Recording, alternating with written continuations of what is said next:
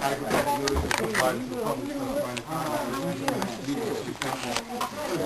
public meetings act. How you doing today? Time, that's been some of the executive folks, and posted on the first floor bulletin board in City Hall, the policy of the clerk's office on January 1st, 2006. The time for this meeting was mailed, posted and filed on April 27, 2007. Madam Clerk, please call the roll. Mr. Buffet? Present. Mr. Constance? Present. Ms. Ortiz? You can. She sounds like Mr. Buffet. Yeah. Yeah.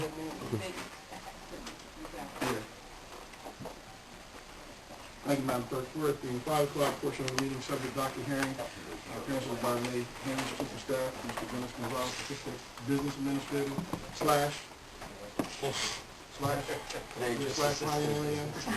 for the record. Mr. President, the Assistant Business Administrator, Dennis Gonzalez, has resumed for a moment his leadership in the Gold Department in the Legislative Review for Housing and Economic Development. We need his resume so that we can do a pre-qualification on him. He reviewed this. Talking stuff.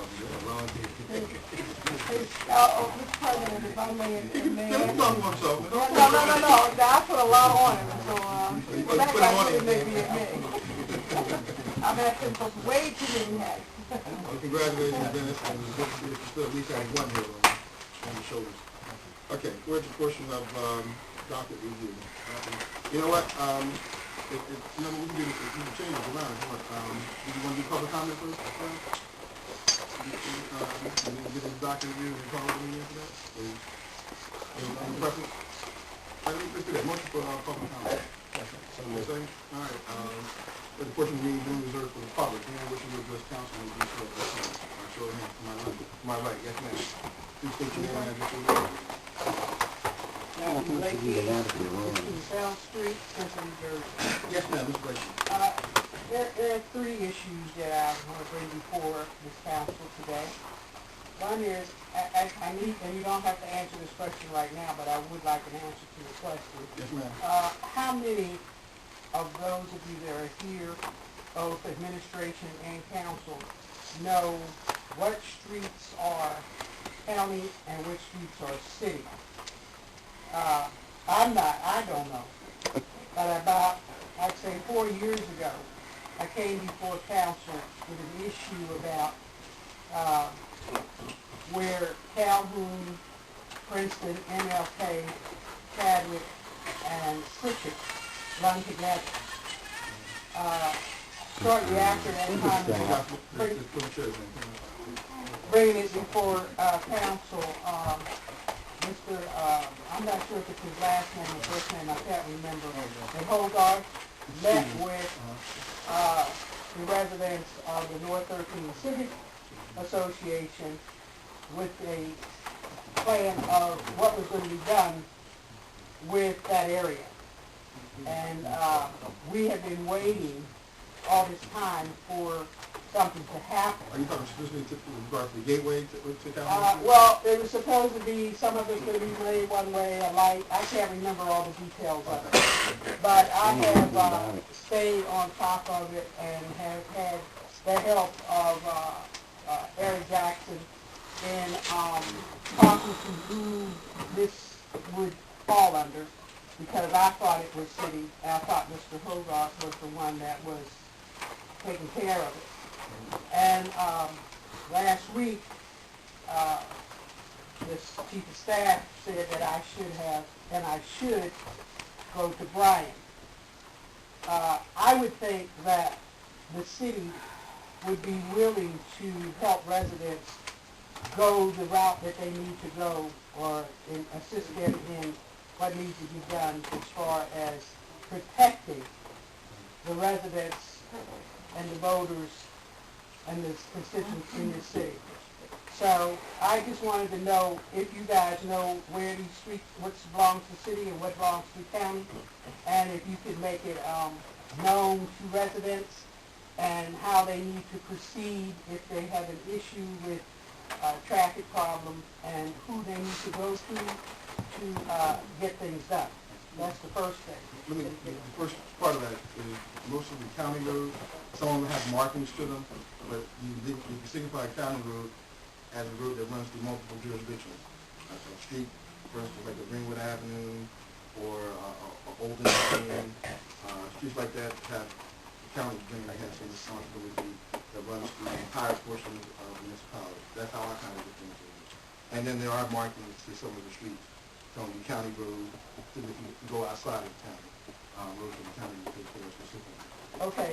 But it is a quagmire. It's county, city, state. Okay. So, could you tell me which one of those 5 streets are city and which one are county? Which one's specific? Okay, I'm talking about MLK Boulevard, Princeton MLK. Avenue. Go slowly. MLK. Princeton Avenue. A portion of MLK is really considered Princeton Yeah, Avenue. well, it runs into Princeton. That part is called Princeton. Yep. Princeton Avenue. Calhoun, Calhoun. Chadwick, yes, and Pritchett. And Pritchett. Okay. We'll get those pretty good. Okay. The other thing that I'm concerned about is that we allow, and when I say we, I'm talking about the city, allows Ewing Township to keep a mess on property that is adjoining to our city. And I'm talking about Pritchett with the weeds, the stuff that's dumped over there. I've seen sofas, I've seen tires and other things there. I mean, we're trying to get our city clean. Why should we allow, and why do we allow Ewing Township to keep that side, that road, that lot there looking like it does? Something needs to be done, and I understand it's county. I've spoken to Freeholder Tony Mack on several occasions about it. He was supposed to make sure that Ewing kept it done, but he hasn't. And I think coming into the city of Trenton, with that looking like that, it's a shame. And if the county, if Ewing can't do something about it, then the city needs to get on their case. Now, I understand that it's supposed to be like that everywhere that another township hits Trenton, but I don't see those others. I see the one on Pritchett, and that's the one I'm concerned about.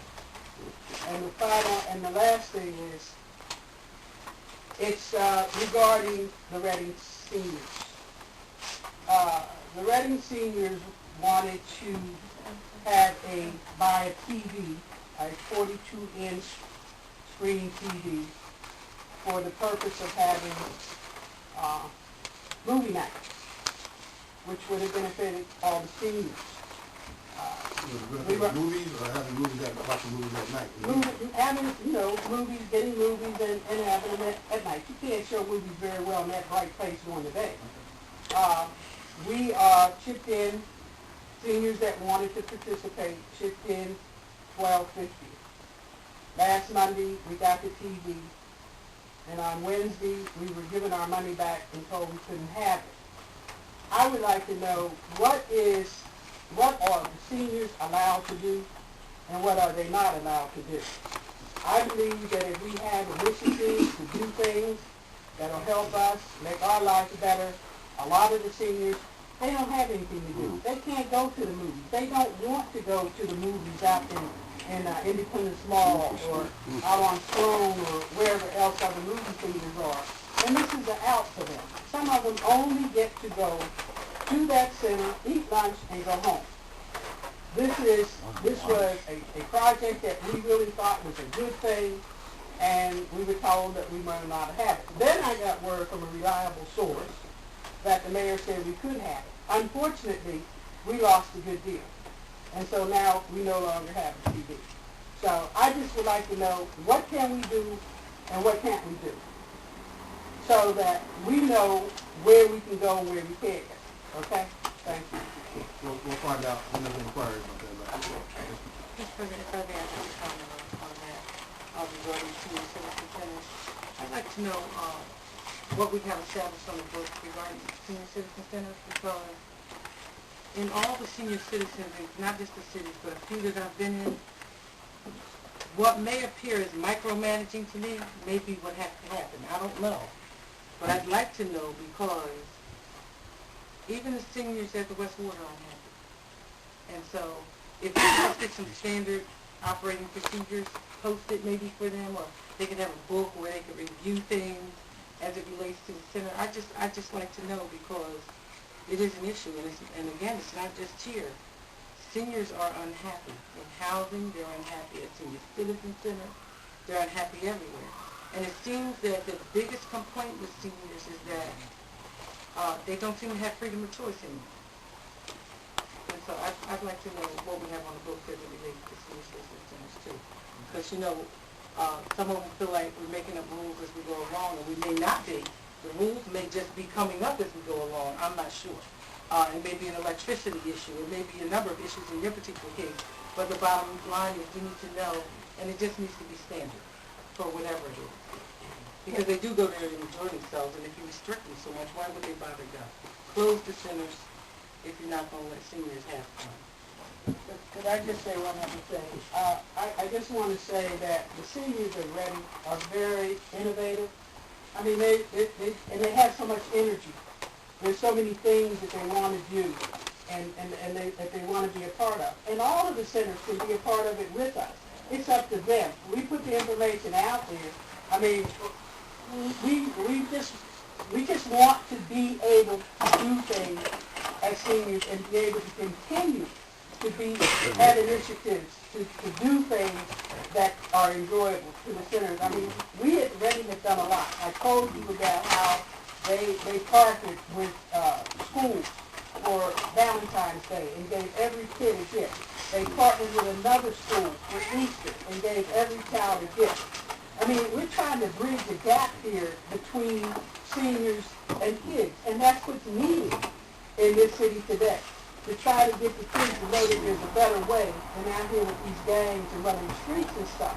But if we're going to be hampered and our hands are going to be tied with everything we try to do, yeah, we're going to sell some hot dogs and sodas, but that money is used to buy stuff to give to these kids on special holidays where they might not get it. Even as far as giving them something to give to their parents, their mother for Mother's Day, or their father for Father's Day. We can't do it if our hands are tied. Seriously. Thank you. I agree with Councilwoman Maloney too. We should get some type of directorship, not just for the senior alone, but for the general public. Because for me, I like to work a lot with the seniors, and I know that, maybe the resources right in the city of Trenton are, sometimes short. But I don't understand why the restrictions should be put into any senior center. If somebody wants to cooperate with the seniors, I don't understand why City Hall has to go there and limit it any way, shape, or form, especially that city, that a TV cannot be part of that for whatever reason. Maybe if not to be experiencing some type of danger or something like that, or some type of repercussion, then I can see that. But it's something that is for people that some of them physically cannot go to a movie, okay? They don't have the resources to go to a movie. They don't have the money to go to a movie. And if it is facilitating, some type of entertainment for them, especially they sacrifice themselves to get a TV. And they can even have it that way. If I am or somebody else wants to donate a TV, they cannot have it. So what the hell can they have? I like to know. And so for that matter, I like to have something in black and white myself, because I know I have worked with some people trying to help some senior center, and then they have to stop because there's nothing in black and white that says what you can do and what you can bring there and what you cannot bring or do. So I like to see something like that, and then, I know exactly if I wanted to help at any level, then I know my limitations. Thanks, sir. Mr. Petty, yes, sir. Mr. President, Mr. Segura hit the point. I'd like to know the policy And it is a policy to obtain a copy of that policy from administration, what the seniors can receive as gifts and what they cannot receive. Ms. Ames, did you? Yes, sir. Mr. President, I'd like to just to share with the council exactly what the situation was, but the fact that there are missing pieces of information that you can give and that you were commenting on. And the division director, under his charge, the senior centers fall, is here, Tawana Smith, and she can tell you what the circumstance was that caused the review of this particular situation. And if I might, I'd just like for the city attorney to tell you what the concern was, which is missing piece of information that you probably need to have in your discourse.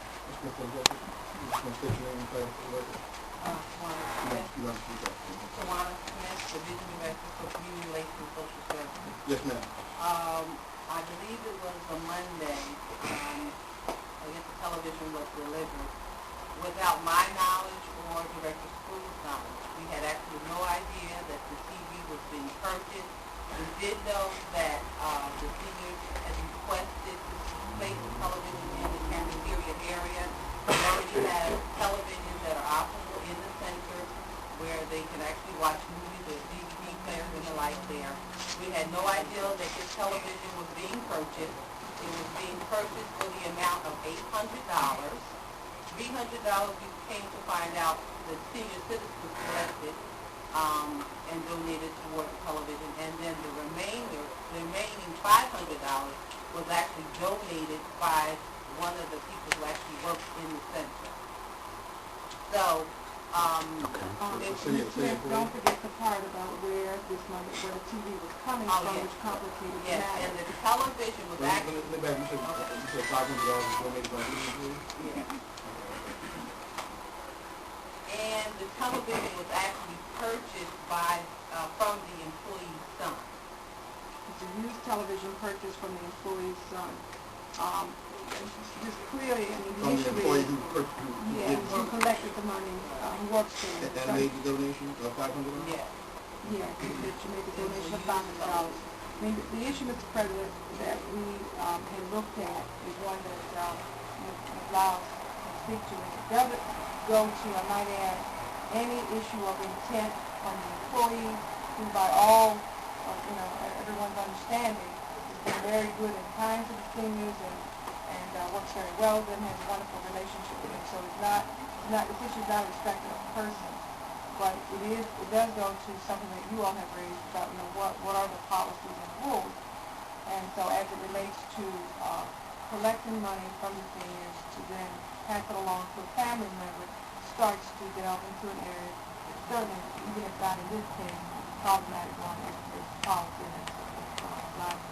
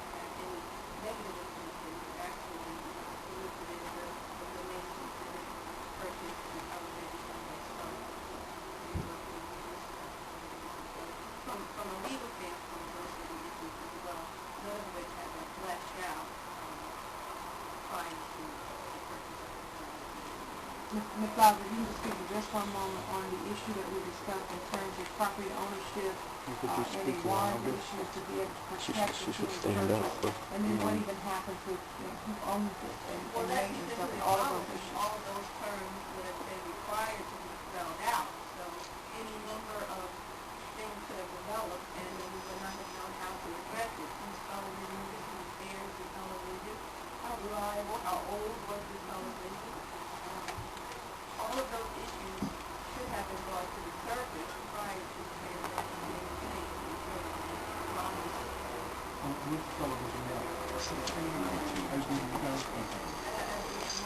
In a nutshell, you start off with purpose, you little no knowledge from the administrator, and Smith the answer. I certainly have knowledge.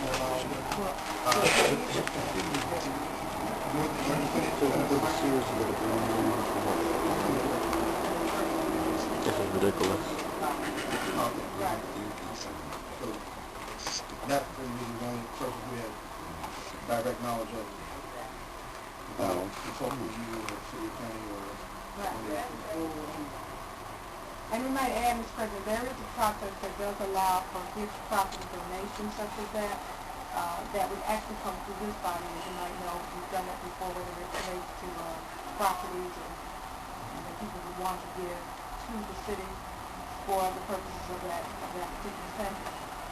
I believe Ms. Blakey even once brought a question as to whether a company or such as me would make a donation to that particular center. And we said, yes, there's a process for that. But what we don't have is the process that, number one, protects the interest of the senior citizens to give the money for a business purpose and where is the protection of the money. While in this case, again, it's not expected of the individual in terms of the center director, no one is suggesting that she intended ill. It's just that from a policy perspective, you know, if there's someone who does intend, to cause that problem, that conflict is very obviously there. So the obvious question is, what would have been the correct procedure with regard to purchasing the television?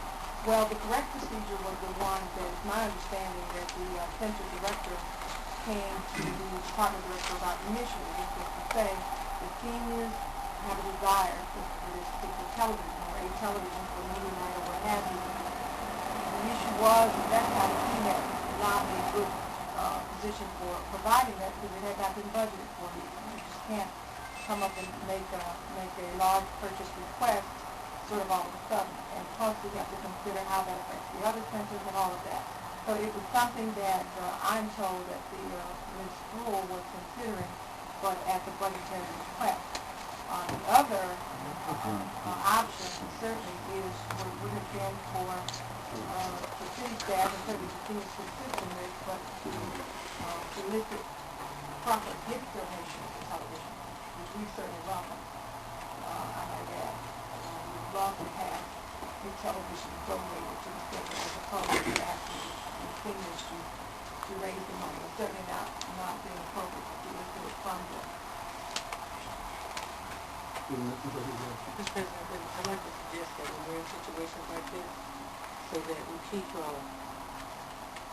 relationship with seniors, that we make that abundantly clear to them. Maybe we can put a plaque, a folded sheet that says there was no intent to tread on people orders. We were simply trying to protect their best interest because A, B, C, D. And so that's the reason I said we may not understand fully what's going on, but see, with my mother, my grandmother, when I dealt with them, I had to have a full explanation. I couldn't just go and say, no, I can't take you today. I had to explain why I couldn't take you. So I'm telling you, they didn't say that. So, I mean, seniors are typically, they just want an explanation so that they understand. So maybe we can get better at that, because that's very good reason. I mean, there's absolutely no reason in the world that I would see for them to be in conflict of interest, number one, and then in a position that's not really in their best interest, because repairs and possible problems. The last guy who sold my daughter a car said it would run forever. He's catching the bus. Good guy, too. Let me be clear, when we have some comments, we all are getting one side of the story. And my basic question, I was going to ask, I just wasn't going to answer at this point in time, but was there any knowledge of it to any managers or any supervisors who are in positions to approve, disapprove, to do in terms of doing their job? That was going to be my basic question, because it sounded like it was arbitrarily just the television came, no, it's going to happen. And that's how it seemed like it came to us, so I assumed that there was more, but I didn't know until obviously last thing, because we're not going to kill us, Steve. Okay, I just want to say... Is there anything new that you're going to add to this? No, yes. The sisters were not solicited. They wanted it. if they wanted to donate, they could. If they didn't have to. They were not solicited. This was something that we wanted so that we could have movie night. It's simply that. Get on the TV, Mr. President. Get on the TV.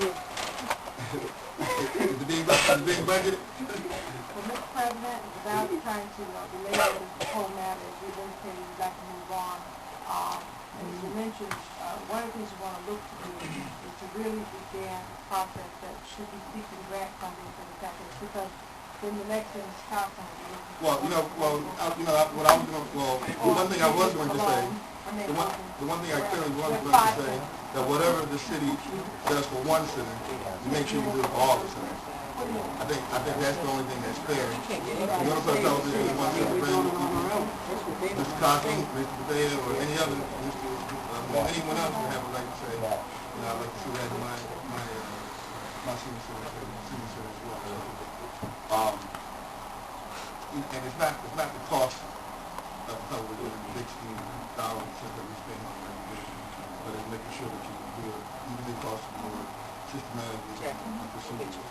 Now, I don't know if it's a policy or is it just basic principles of running a corporation and dealing with large issues and small issues.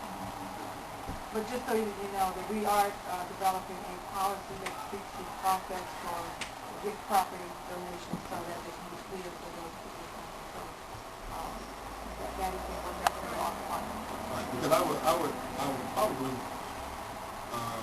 think that we don't allow solicitation on our public properties unless it's in the interest or sanctioned by, official or legal in terms of being if you understand what I'm saying. No one can just walk in and solicit or offer a product and or service that's not approved by the city.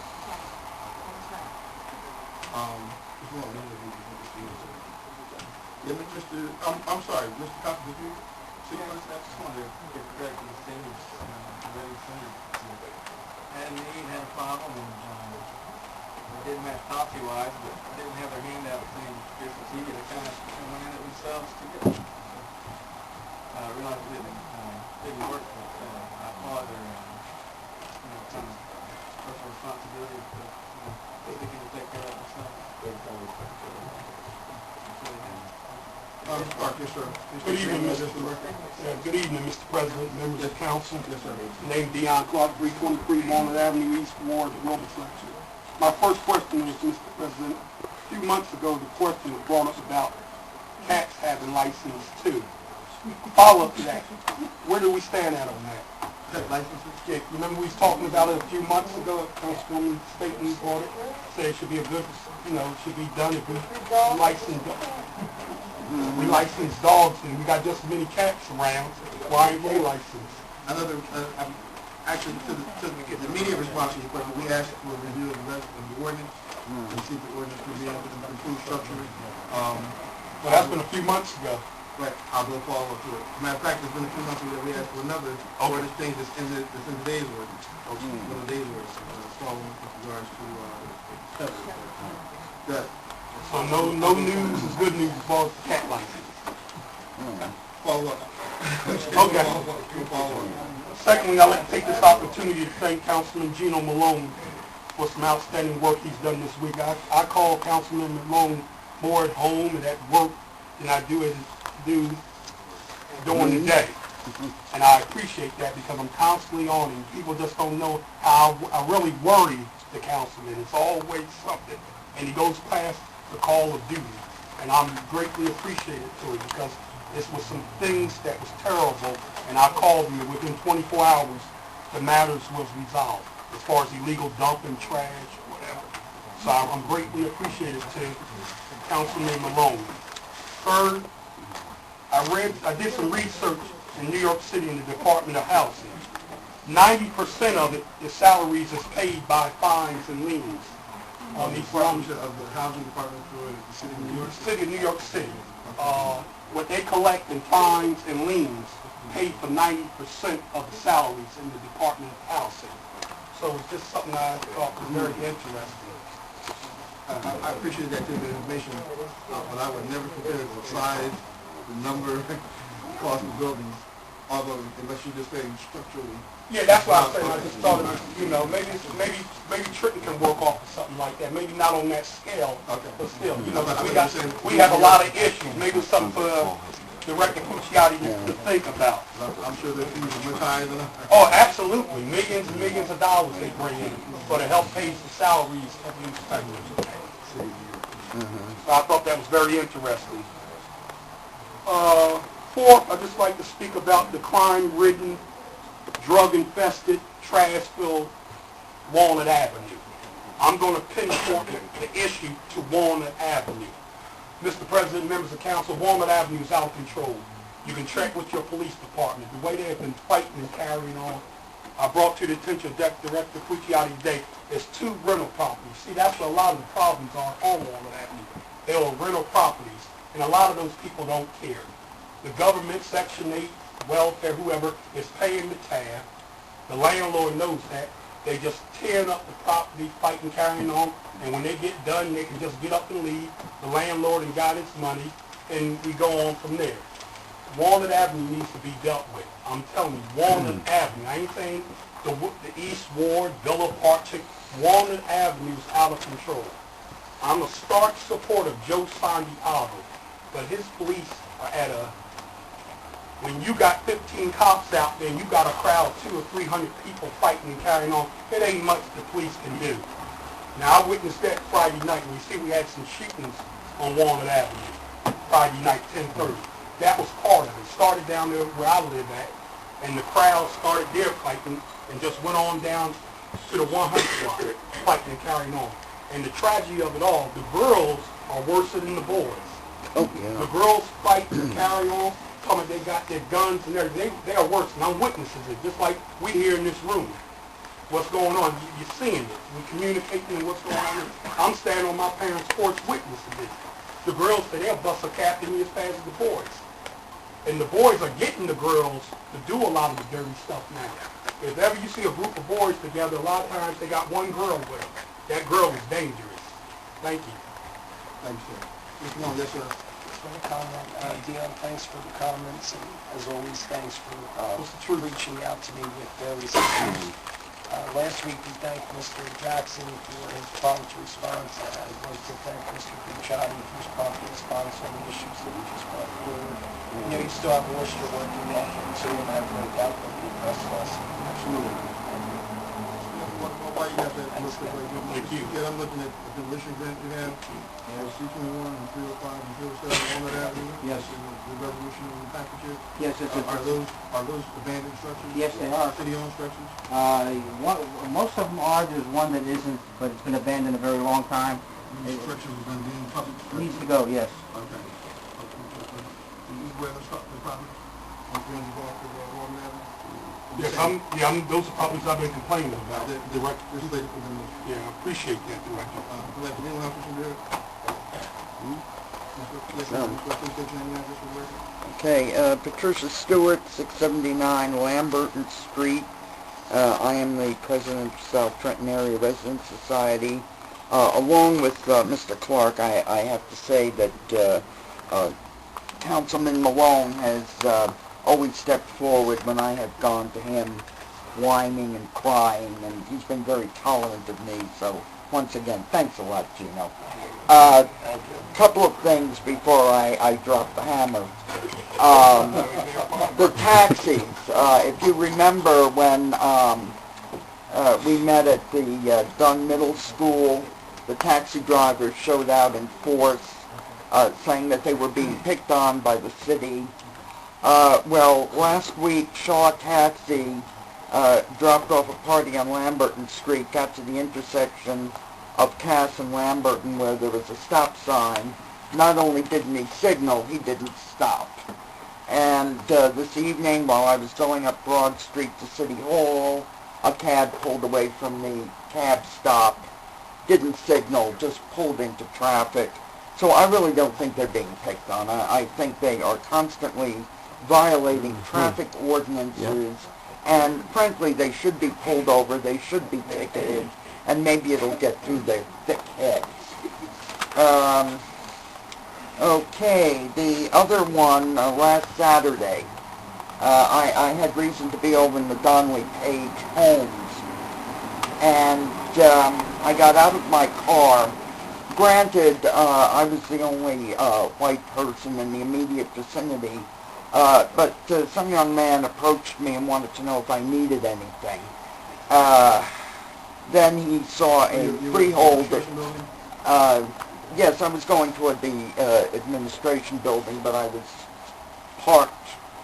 I'm trying to do more walking, Mr. President, so I parked a ways away.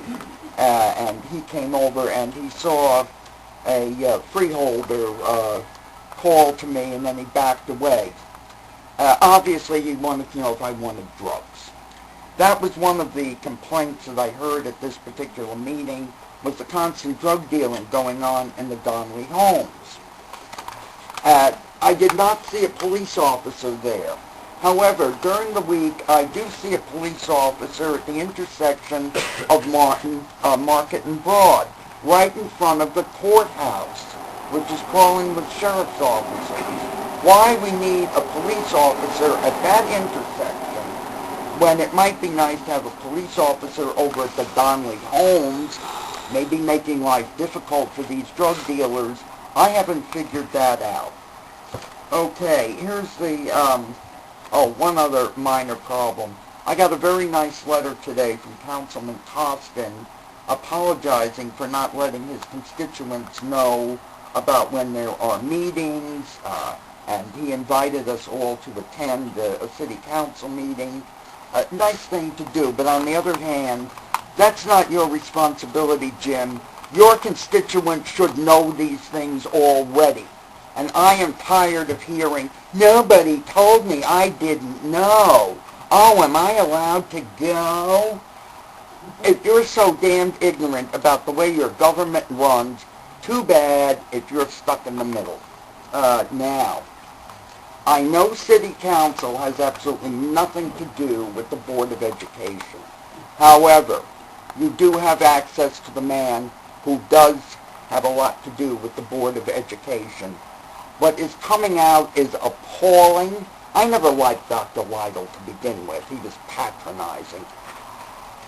But when a teacher of Beverly Jones's stature goes to someone and says, we've got a problem, and then they turn around and begin to make comments about this woman's reputation, they imply that she's disgruntled, that's wrong. And now you've got a bigger problem. Finally, with this big problem, where were the parents of these kids? I always knew what my son was taking. I knew what he passed. I knew what he got a D in, and I reminded him of it. No one knew what was going on. These parents didn't know. The kid said nothing. And then when a teacher says, hey, wait a minute, we've got a problem, everyone is, oh no, she's disgruntled, she has a tenure, who cares about her? No. Houston, we've got a problem, and I'd like to know what's going to be done about it. Because I've never complained about paying my school taxes, even though my son always went to a private school. I will support public schools, but I want value for money. And if this nonsense is going on, and people are cheating and lying and cooking the books, I'd like to know what's going to be done about it. Thank you, Mr. President. Thank you, Mr.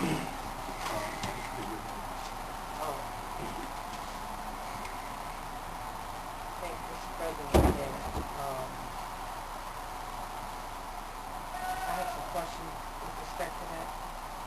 And here for Dr. Ryder. So I should be advised where I need to be in an executive session or not?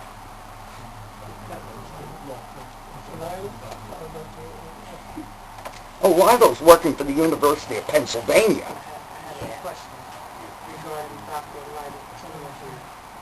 And Yes, and I'll never give money. opportunity to subpoena Again. the school board. That's number one. And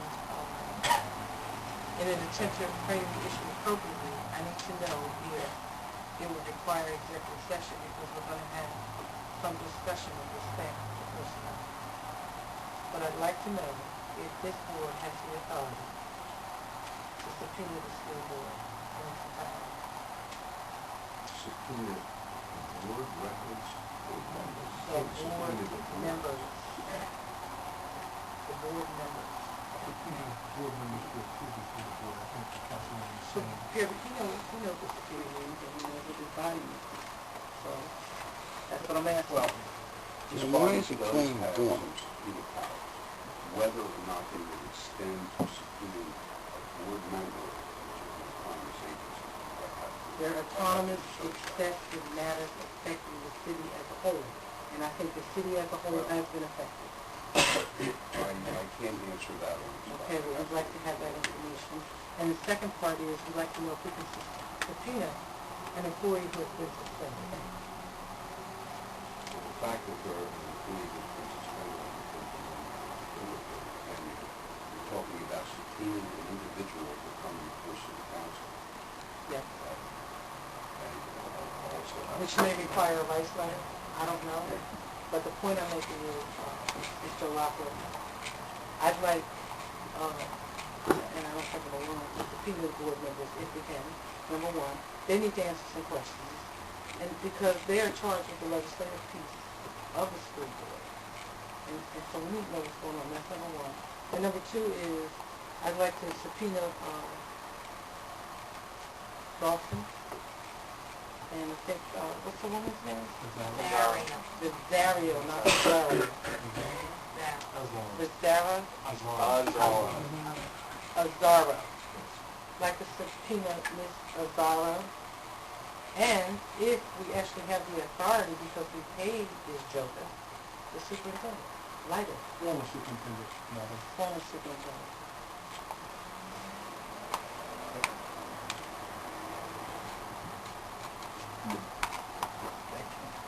Oh, the pregnant pause. So, the, those are the questions, and they're incredibly important because I think Yeah, you can hear a pin drop. the job they did on Miss Jones is not only embarrassing for everybody, Yes.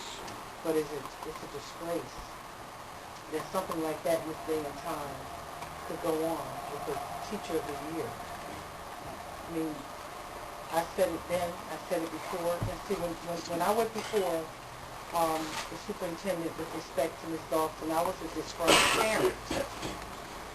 And I think that disgruntled is thrown around so loosely, particularly as it relates to women. You know, we're easily disgruntled whenever we bring up an issue. So I raised that issue, and at that time was tagged in the same way. You know, when you get in somebody's case, you're disgruntled or crazy. And so, in order to keep the lines clear between those of us who are disgruntled, those of us who are crazy, and those of us who knew that there was something wrong, just like the board. So, if you will, I'd like to have that information. We'd also like to be able to frame it appropriately so that in the future we don't compromise this board to be able to deal appropriately with the situation at hand, if the need presents itself. Okay? I'm not sure I understand what it is. Don't want to be in a position, we need legal advice. As a legislative body, I'm asking Mr. President if I may. Because I don't want this board, the city council, to be in a position that our hands are tied as a result of anything we might want to explore, not investigate, but explore at this time. Because it is such a litigious issue that I hope will result in criminal charges. I'm going to review the entire situation. That's number one. I'd also like some legal advice. Personally, as a council member, if theft by deception would be appropriate for what has happened.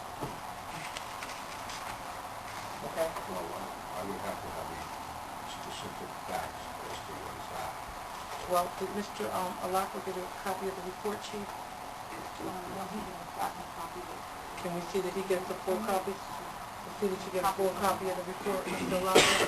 And then if any of this will be theft by deception, then I think I'm going to ask all of the council people to join me in seeing that criminal charges are brought without the senior message. This board has actually, in spite of what you may read, what you may think, and what you may hear, this board has not sat idly by in any of this. We have had Dr. Lytle here. I think Ms. Dawson has even been here with the kitchen sink and gave us a report that threw everything in the bucket. So, we're at a crossroads now where, you know, in the art of war, you kill your enemy. They're our enemy, for all practical purposes. So if you would advise us, Mr. Allotment, I would be most appreciative. Thank you. That's it for me, Mr. President. Thank you. Mr. Segura, yes, sir. Yes, Mr. President. As you know, we are, you, myself, and the mayor, we are part of the school estimate board. And, I believe that we need to probably have an executive section to discuss some of the matters. I would not like to bring these things right now because this is $21 million and some change that we have to approve. And I know that this is the legislative body, but I know that we have to come up many times again, pointing out some of these subjects.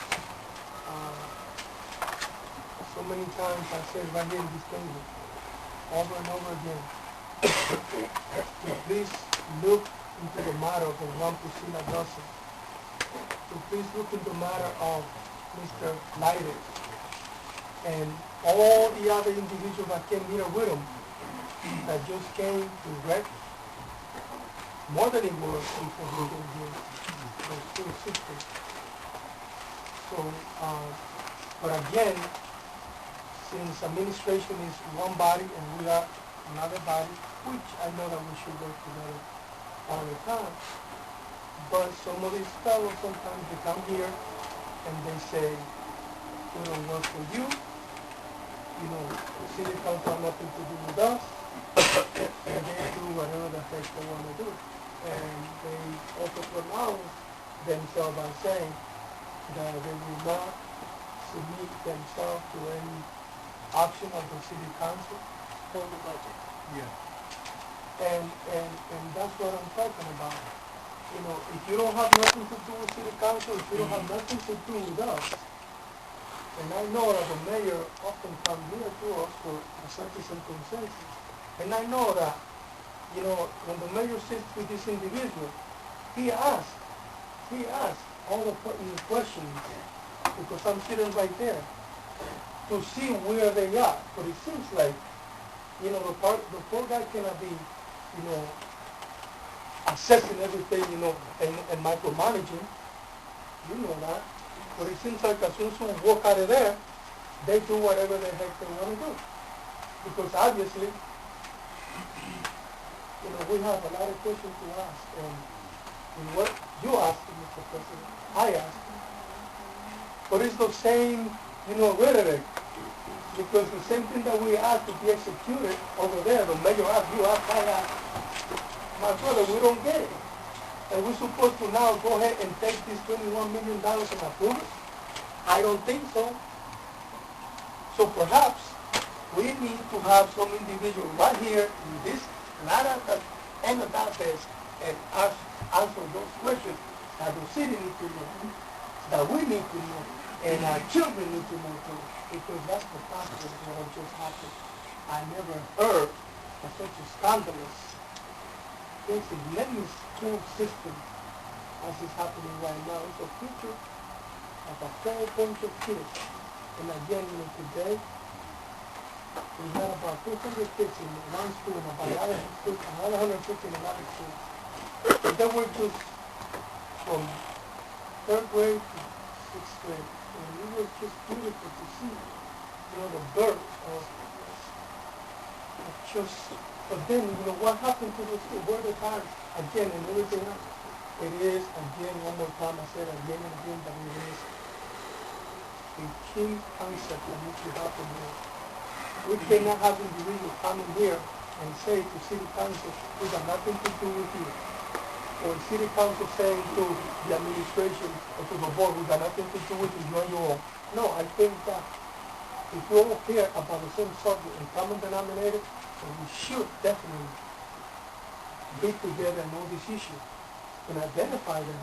Because otherwise, if we're not taking care of our own kids, the educational piece is the most important thing that we can bring about, and if it's not happening, then we're in big trouble. Thank you, Mr. President. Yes, sir, Mr.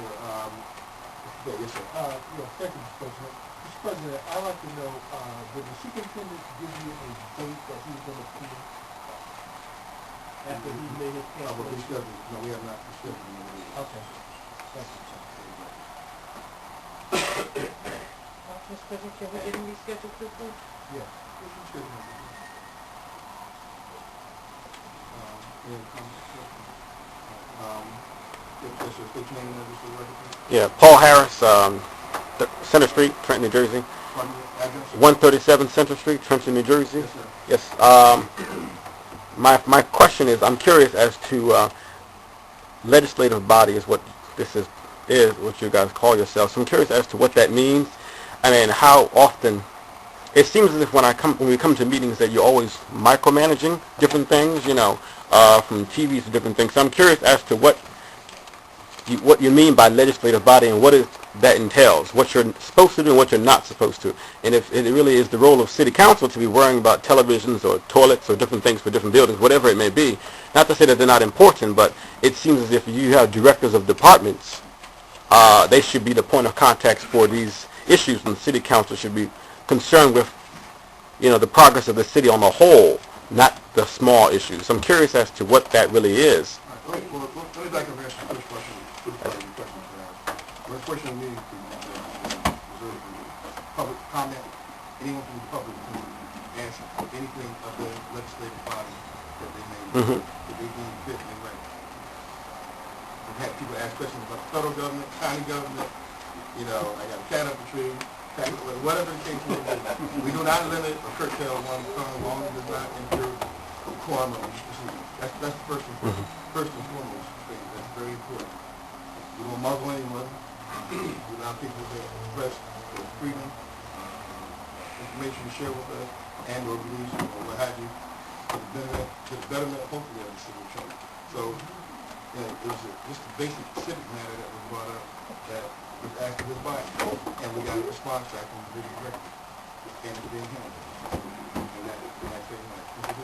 Mr. President, if I may, Mr. Harris, for the record, whenever a member of the public brings an issue before City Council, it is the responsibility of City Council to respond. Whether we can assist or not is another issue. I don't believe Ms. Blakely's issue is any less important than the issues that relate to abandoned housing or the issues that would relate to policing issues. None of it actually is City Council's responsibility. That's what administration is for. However, understand the difference between micromanaging and assisting your constituents. Yeah, let me clarify. I'm sorry. My comment wasn't to suggest that we should do away with it, but it was just basically an understanding of what the role of city council is versus the administration, and you did make it clear that. City council is a legislative body. Okay, that was my main question. Legislative body. We have somebody over here. That's it. Yes, sir. Yes, ma'am. Appreciate the name and address for the record. Your name? Yes, ma'am. My name is Wanda Scott. Wanda Scott? Yes. Yes, ma'am. Your neighbor. Oh, Miss Scott, around the corner. Yes, ma'am. I'm 1416 Stockton Avenue. I have a couple of things, but I'm here, my first item is the school. I'm a taxpayer, so I'm concerned. And my child has been out of school now for 4 years. And I've been vice president in PTA and whatever Trenton High needs me to do for the past 7 years. And I'm a person that I don't just read my mother is Mr. Paul and Gino's here, so you know that I have to do. And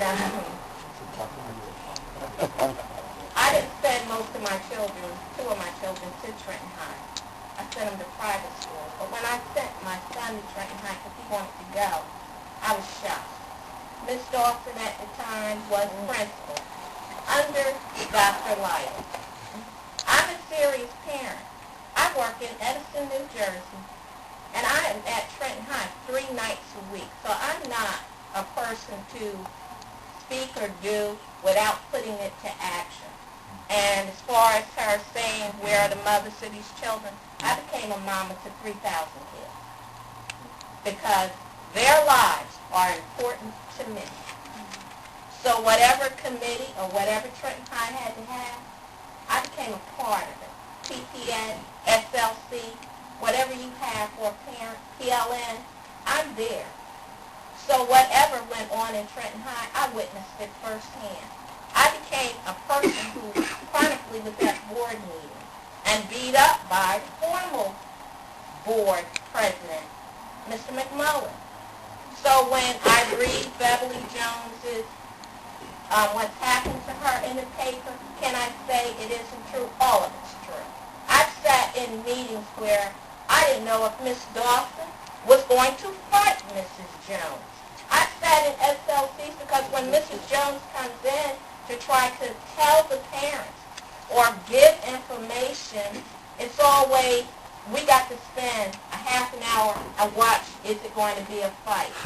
Parents quit coming because Trenton High became an unwelcome place.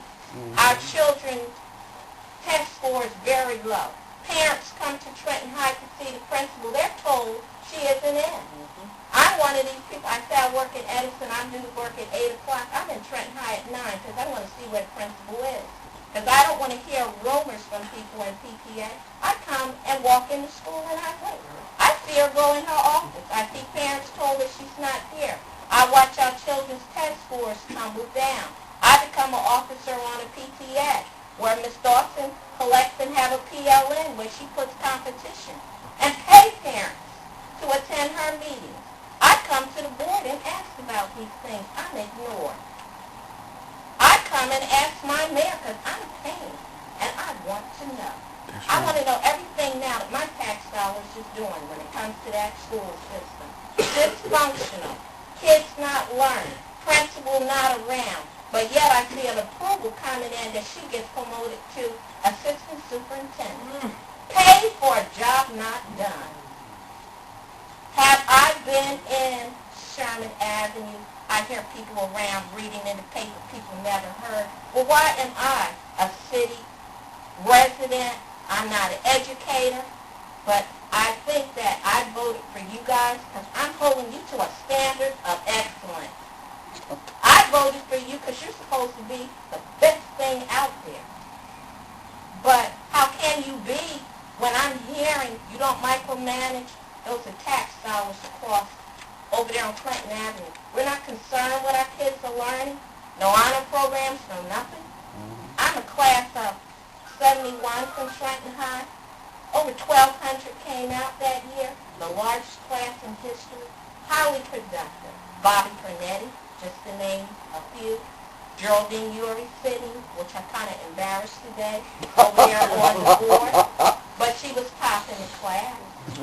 We graduated in the same percentile. Am I sitting at Trenton High where students are given that same opportunity? I don't think so. We're paying money out. We're not concerned that we got vice principals that need to be sent back to school. No supervisors seeing what the teachers are doing at that high school.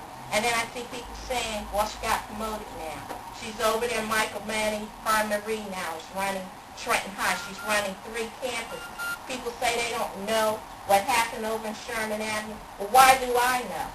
I've seen Miss Jones come through the SLC and say, talk to my principal, won't listen.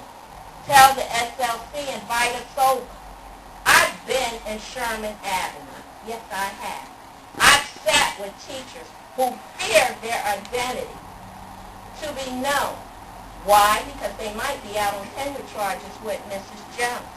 I don't like Mrs. Jones' delivery of how she presented them, but she presented the facts. And whether I like how she delivered it, you need to look at why was it delivered that way. You stand before a school board where the president of the board is disrespecting you, then you're going to be aggressive on how you talk. It's very hard to talk in front of people when they don't want to hear you. That's right. It's very hard. You become angry. That's right. So her presentation of how she speaks, it's right. But the facts are there. I've sat in that school and I have called and said, Dr. White, email me. I'm not important enough to talk to. I got to send emails to you. But my tax dollars are paying your salary. I have been threatened by him. He told me he wasn't afraid of me, and I said, I'm not afraid of you. He let me know that he fired a principal. And I said, he's my neighbor. I know the principal you're talking about. We live 4 houses down. I said, but I'll challenge you in the street. I will work you through my church if I don't get what I want. I will work you through my church. You challenge my church, because if you're challenging me, you'll challenge my church. We have a lot of members. We'll get rid of you. I am at meetings at Trenton High, both campuses, twice a week, outside of running the PTA. Parents were not welcome in Trenton High. Answer to where are they? They were not welcome under Miss Dawson unless she liked you and she paid you, unless she had an A student. But yet we gave a petition and asked not to put her at Joyce Kilmer. She's running Joyce Kilmer the same way she ran Trenton High. Not at all. Our board, we get to them. They didn't listen to this stuff because it becomes, what about the children? We are not in business and education to be concerned who likes me. It's about the children. I don't care if they're good or bad. I'm there not because of the A students. They're going to make it anyway. I'm worried about Jack, who's hanging on the fence. I want to bring them over. I'm not taking shortcuts. I work out of town. I'm up 5:30 in the morning. When I come home, I'm tired. But I'm at Trenton High. I'm not in my house till 9 o'clock. And I say, I'm not going to do this no more. And I look, none of my neighbors send their kids to Trenton High. Now I look in my neighborhood, all the houses are up for sale because they don't want to send their kids to Trenton High. Now they can't send them to Joyce Kilmer. And we're sitting here worried about what they think. If I have to gather those parents and start filing some lawsuits, that's what I'm thinking. It's time to make somebody accountable. But I'm going to also now be charging you guys because you're at a standard of excellence. You put a board down there that's now friends with everybody in the school board building. They became Dr. Lytle's buddies. So all of a sudden, whatever a teacher had to say, don't you realize being a teacher is not modern? You either are a teacher or you're not. My mother always said your teacher is the best. My teachers, when I see them, I'm worried about how I look. I got to fix my hair. I want, and as old as I am now, if I run into one, I want them to know I'm best at what I'm at. But our kids, they're getting no respect, so they're acting the same way. The high schools are a joke. Walk in their shoes for a day. Half of them didn't even know Miss Dawson was their principal. Now, over at Joyce Kilmer, she's locked in her office. But now she's home on a paid vacation. Yes. I have a problem with that. Oh, I do too. I have a problem with her sitting home. When Miss Jones was suspended, she was suspended without pay. And I agree again. I'll tell you, I don't like her delivery, but I know the woman has got it on the ball. She is out of the box. Either you have a teaching with passion or you're not a teacher. And if you go forth and ask people for help, you go until you find someone who will listen. Miss Jones didn't get it with her principal. She didn't get it with the SLC because the principals didn't attend the meetings, and so it didn't become a meeting. And now she begged the board ignored her. And I want you to take those 3 board members that are in the paper now giving interviews. If you have to decide the fate of our children, you should not be giving interviews, because that means whatever you vote is tainted. You have already made a decision. So how can you look at what the state have to offer? How can you look at we've been through the prosecutor office when you're saying the board member is sour grapes? Ali, Yuri, and Rivera are out of reality. They are out of the box. And it's time to address it, or it's going to get worse. We're the only city sitting around here with no honor programs in our elementary, thanks to Dr. Lytle. He thinks our kids are too dumb to pass tests. Yes. Just because they fell 9th grade, he had no right to decide to skip them along. Because every time I ride past the corner, I have to wonder, are these one of Sherman Avenue students? When somebody gets killed, you got to wonder, did they go over there to Sherman Avenue? You got to start checking your conscience, because every one of you guys are up for election the same time. We're going to be out there now preaching education, because everything else is going by side. I know that Miss Lateef is doing her job because she listens. Gino, I know that you listen. I've seen you. I've seen you. The rest of you, where are you? You better come out the closet, because we are tired. We are tired of people coming to this city forgetting that that bridge says Trenton makes the world pay. We're not putting up with this no more. We are tired. We are holding you to the standard of excellence, and if you don't do the job, we're going to have to find someone else. We are tired. That's Hey, right. Michelle, let me just say for the record, just for clarification, for information, this body has no direct impact with regards to appointments to the Board of Education. Those are their own appointments without the advice and or consent of this body. Just for the record. You make recommendations. Just for the record. Okay? For the record. The recommendations can be made, obviously, for the record. Anyone else wishing to hear my meeting? That was good. Yes, it was. It was true. Passionate. Donald Brookie, 104 Cornwall Avenue, Trenton, New Jersey. Could you please pass one for each council person? Just have really efficient ways.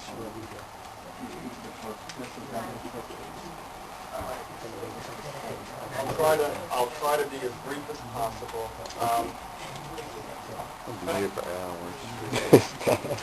I'll start off with a little bit of humor to lighten up the situation. As you all know, I'm a licensed realtor, so I'm in the MLS frequently. And I was in last week, and I was just amazed at some of the things that I found.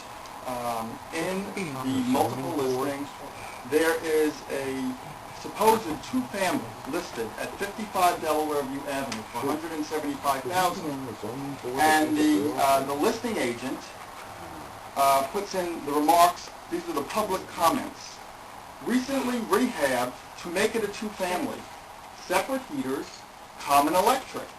A fine example of a professional rehab project with great rent potential. It is a legal one-family house. Okay.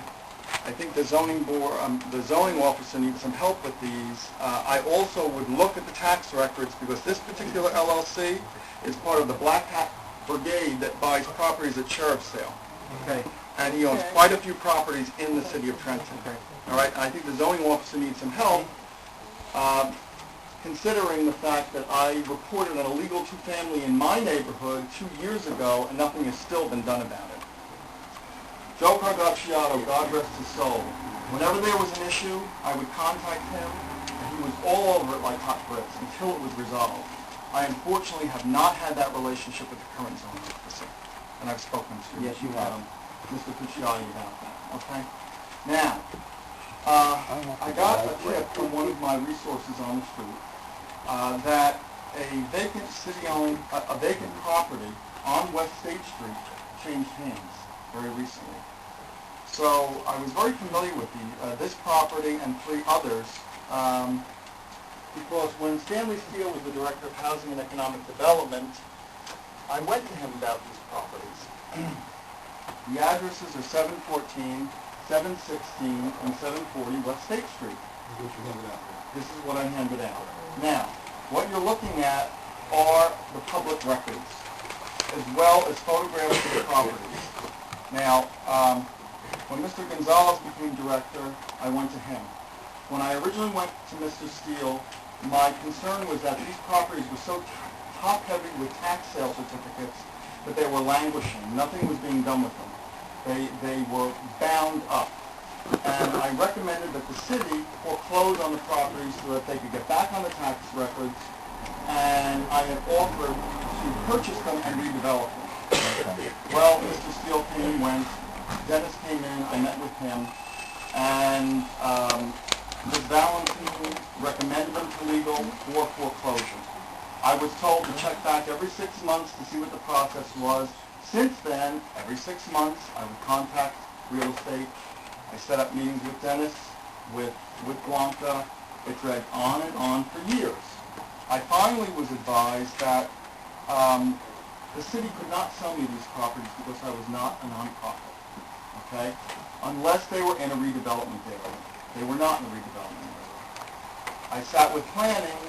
At the time, the Hermitage Avenue redevelopment area was being expanded.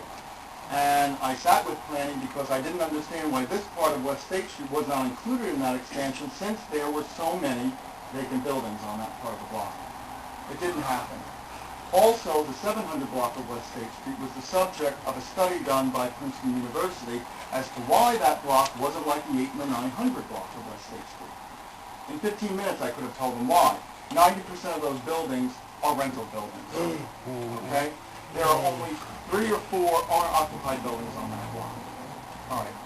So I was told specifically by Ms. Valentine that these were going to another for-profit developer for the purpose of them being utilized as owner-occupied buildings. Now granted, all 3 of these buildings were multifamilies. 740 West State Street was 3 apartments and an office. It was originally a doctor's office. 714 and 716 were respectively 3 and 4 family buildings. So, I didn't have a problem with this. My concern was that I hadn't been offered the same opportunity. Notwithstanding, if the end result here was that these were going to be owner-occupied buildings, I had no problem with that because the street needed it. Now, before council come resolutions where the city of Trenton sells or transfers properties to Trenton City Home, which is a city nonprofit. Okay?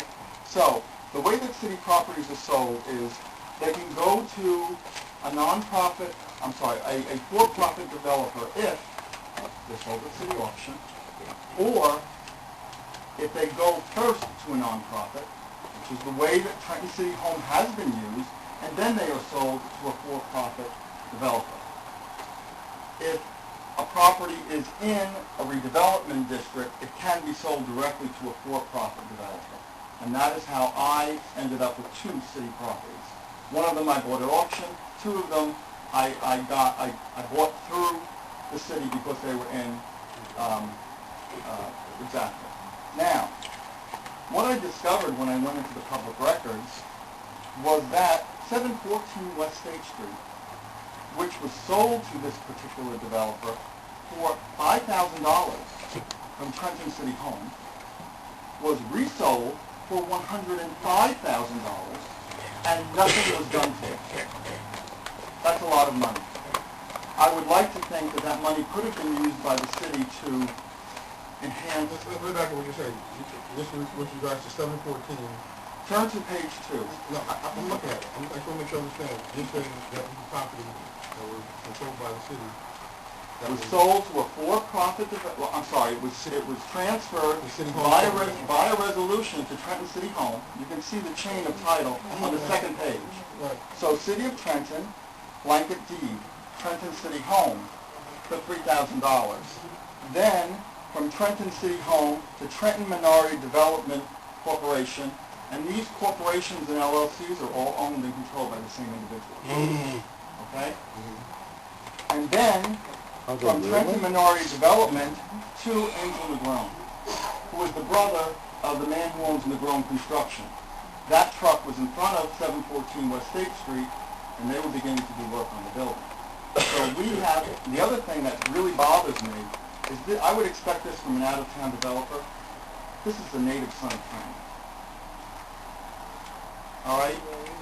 So I have serious problems with this. The other issue, if you look at the very last page, 740 West State Street was supposed to be marketed as an owner-occupied building. This is the sign that sits in the front lawn of 740 West State Street. Does anything about this sign indicate that this property is going to be owner-occupied? It says 3 luxury apartments, 1 office, coming soon, spring of 2007.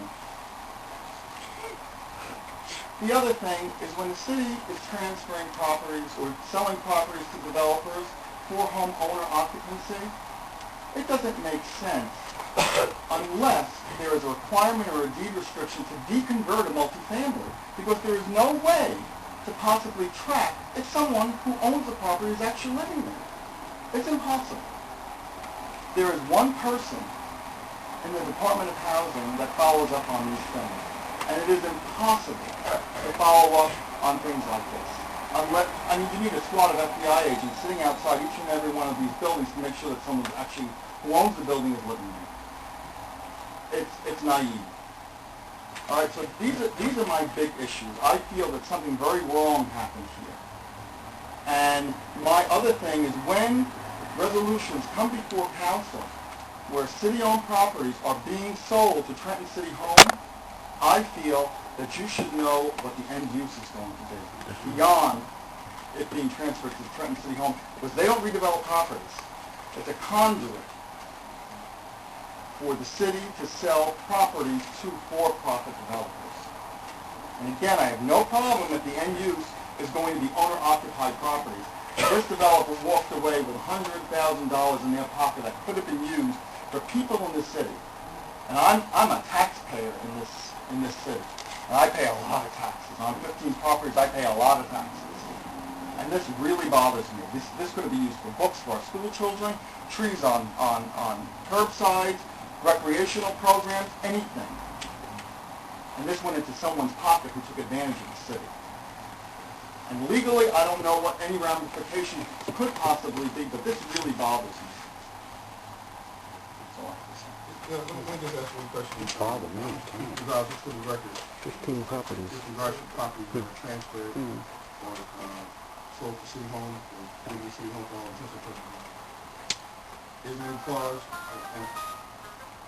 are there any clauses and or responsibilities if those properties are not developed specifically for the purposes that the properties are transferred and or purchased by City Home, that they would ever revert back to the City Home? If you're asking about these properties, to go back and take a look at them. Yeah, I don't know if you have information, but I'm just saying standard agreement being, if a developer had a property and didn't develop the property and did a review within 6 months or a year, could we take that property back, or could we take that property back with the understanding that the developer cannot sell that property? Generally, the answer is yes, but you can't have a yes answer to a broad question. It depends on what the specific agreement is between Trenton City Home and the developer. I can tell you that every property that Trenton City Home transfers to a for-profit developer is required to be affordable under state guidelines, because otherwise the transaction wouldn't be allowed. Owner-occupancy. Well, owner-occupancy may or may not be a part of the particular project. In some instances it may be, in some instances it may not be. As you recall, when I've come before the city council with properties to be transferred to the City Home, I always inform the council either on an initiative or on a request, where is this going to be? Is this like going on Stuyvesant Avenue? And indicate this is for Mike Martin's organization, and I describe it to the city council. The ones for Tracy Sypex, that was topic for discussion at the city council, so it's not as if the information was provided. As to these in particular, I'll go back and find out what the status is and what happened with the property. I don't know the facts. And not knowing the fact, my only question would be, if the original agreement is not honored, then you probably shouldn't. But One of the things we'll look at is the original agreement between the city owner and the ultimate and the developer. thank you. Anyone else to my left? If you would. Please state your name and address for the record. My name is Corey Jordan. I reside at 1459 Edgewood Avenue. Last Tuesday is when I gave city clerk a copy of a document with supporting evidence regarding Joyce Kilmer School and the principal. I'm a parent at Joyce Kilmer School, and I'm also a former PTA president at Joyce Kilmer School, and Philip also was the president. I'm not sure, the principal, I'm not sure if anyone had an opportunity to look at that document, but the document shows where the same thing that's going on at Trenton High is now going on at Joyce Kilmer School. And I think that everyone that oversees our educational system has been given the key to the closet. I'm asking to open the closet, use the key, and open it. The document that I presented shows where Ms. Ormson had staff to, she claims she did an investigation, and deliberately, I'm not going to say alleged, because the evidence is there, lied to say that they were there in the area when the incident happened, to say that they secured it, and when I did my own personal investigation, it showed that the person was not even in the room. I also presented evidence that shows that an independent witness was there, and the staff person, the security officer that actually was present and refused the incident, did a certification, and his director delivered it to him to verify what I was saying was incorrect. The other thing is that there's false information going on as reported. And when I say that, it means that there's a violation of NJSA 18 state and federal codes. When the district filed a report, they filed an incorrect report, which is liable, which means that she did not report. My son was jumped 4 times. Two times at the school and threatened. One time, Ms. Dawson was in the hallway after he got jumped and ran out of the restroom and went directly to her. She said she was busy with someone. The next morning she told my husband she was busy with someone. She couldn't help him. She told the teacher to file a report. So I asked for an RI-90, which is required by law, and an AI-90. Nothing was filed. In the first incident, nothing was filed. He was threatened. My son went down and filled out a parent concerns form. A student concern form. I filled out 2. Nothing was done. She refused to meet with me. Now, I must say, Assistant Superintendent Weatherton has done everything. We tried 3 times to meet with her. Superintendent twice, and with the superintendent. She said that she did not feel there was a need to meet with us to find a resolution to this. So my question to you is, what are you willing to do? What can you do? On the campaign trail, you say education is the key. You know, we're concerned about education. So time to put up, each and every one, put up, show us what we're talking about when you're on the campaign trail, and hold these people accountable. Make them hold these people accountable. At the school board, they got up and said that you guys can tell them what to do. Well, show them that you can and that you're willing to compete upon them, because it's about the children. Those children are suffering. They have been raped educationally. Yes. I was at Sherman Avenue. I was in that classroom. I introduced those students to a delegation from out of this country. And when I said these are our 9th grade students, the students said to me, oh no, we're not. We're not in the 9th grade. And they told me what grade they were in. This went right over my head until Ms. Jones started talking about it. So I was in the classroom, and I know that she is not lying. I know it for a fact. I'm going to ask them, please, make them do right, by the church. Hold them accountable, but make sure that they make these kids whole. Thank you. Mr. President? Ms. Green, you said a lot of contact, and were you a Hispanic family too? I was. Let me just say this. I've asked our attorney to give us legal advice as far as subpoena powers to deal with some of these issues. I think that it is abundantly clear that there are there's a whole lot more going on than actually meets the eye. I think this report is just particularly expert, and your report as well. I've had some of the very same issues with this stuff and locking her stuff in the office as a parent. See, like you, my kids went to Trenton, and I've dealt with her personally, and I was labeled, you weren't here, but I was labeled an external parent because of that. I know that parents have to get involved and have to supplement some of the education and some of the practices that they do in any other school. However, Mrs. Dalton has been negligent, without a doubt. And not because you told me, but because I experienced her. And you know as well as I do, we started this battle many years ago regarding that. But, Mr. President, I would just like to ask that, we remain diligent, we get the information from, the city attorney to give us some direction about our subpoena powers and that we do what we can as a legislative body. Thank you, Mr. President. Mr. President, I'm just going to ask, with regards to this report that you issued to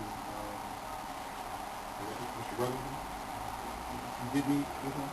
I met, I've been trying to meet two February and Dr. Rutherford knows all about that. In fact, you'll see the first letter, and that area from my February 15th, and you'll see email within that documentation that he's been trying to do. He was actually at the meeting where the false investigation took place. You'll see his email in there to me from Sunday that says, let's discuss this meeting, because this is so ridiculous, the so-called investigation that he was being surprised. So he was actually he happened to be to the school, but I spoke to him about what was going on, and he just happened to be there for a meeting and said that he wanted to be present at that meeting. And at that particular meeting, he was there, and Ms. Millington, you might know, was the school parent, and Ms. Law said the other parent, and she called in the staff person that she did a full investigation. So Dr. Webster was there in that meeting, and after the meeting, and she said that she didn't feel the Hilton meeting has not shown up. So with regards to the incident at school, you've been denied access to discuss the incident. 3 times you'll see the meeting, the email, the red. Dr. Wilson asked for a meeting. Twice Dr. Wilson asked the superintendent at the board. And the 3rd time the superintendent was there in his office, and she didn't show up. 3 times. And each time is there is documented, and the exhibits will show it, and there's a cover letter that shows the exhibit and the meeting date. Mr. President, I don't agree with the union in this case. Pardon me? It's going to ignore this. What are you saying? I'm sorry. I'm listening to you, but y'all get me disturbed. I'm only a cool customer. And I'm sucking the information, and I'm not. All of you know me, know that I try to get as much information as possible before I say I don't want to be presumptuous and casting down or saying somebody did wrong until we have all the facts. But just on the surface. We have a clear report. Well, but just on the surface, just with this issue, I can't imagine not being able to meet with the president. A public school president with the last my child. That just doesn't make any sense. Good, bad, or indifferent. I mean, just say, hey, tell me what happened. This is my assessment. You're giving me your assessment. And I may, in fact, agree with you and take my child home and go back. Well, that's what I was going to do until I I don't know that for a fact. Okay, going to do. You get me frustrated. We'll work on this. Mr. President, I just want to make a comment.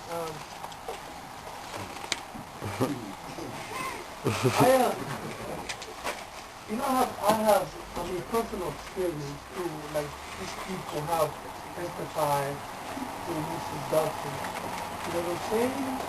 The same exact act that they are experiencing at that school, I personally have taken some students, parents, to the high school previously, 2-3 years ago. Following that conversation, or that actually... What is he talking about? Bad experience, we then had a meeting with about 70 parents in the high school. One police officer had to stand up and say, listen, don't lie like that, because that particular police officer was there when the incident happened.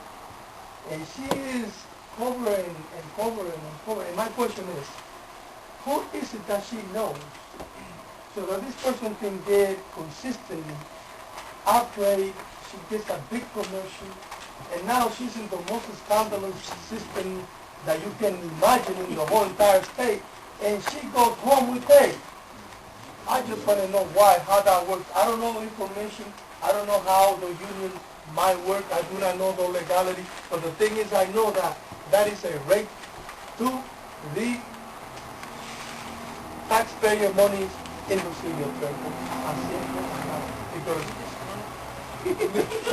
I'm going to say a minute. But the fact is, you know, that really, it's like she said over there, we need to act. We need to do something about this, Mr. President, because it's too much. You know, I mean, I know what you're saying, Mr. President, you know, the surface, but it's been too long, and fact findings now, you know, that substantiate, you know, the frustration of all of us and all of us. Okay, we wrap up. Yes, sir. My name is Trenton Johnson. I stayed on 816 Center Street. I grew up in the West Ward pretty much my whole entire life. West Ward to South Ward. I actually ran for city council or Westwood City Council in 1990 when I was 20 years old. And my thing of it is that I'm here to complain about Ms. Dawson too. Okay. My daughter is 5 years old.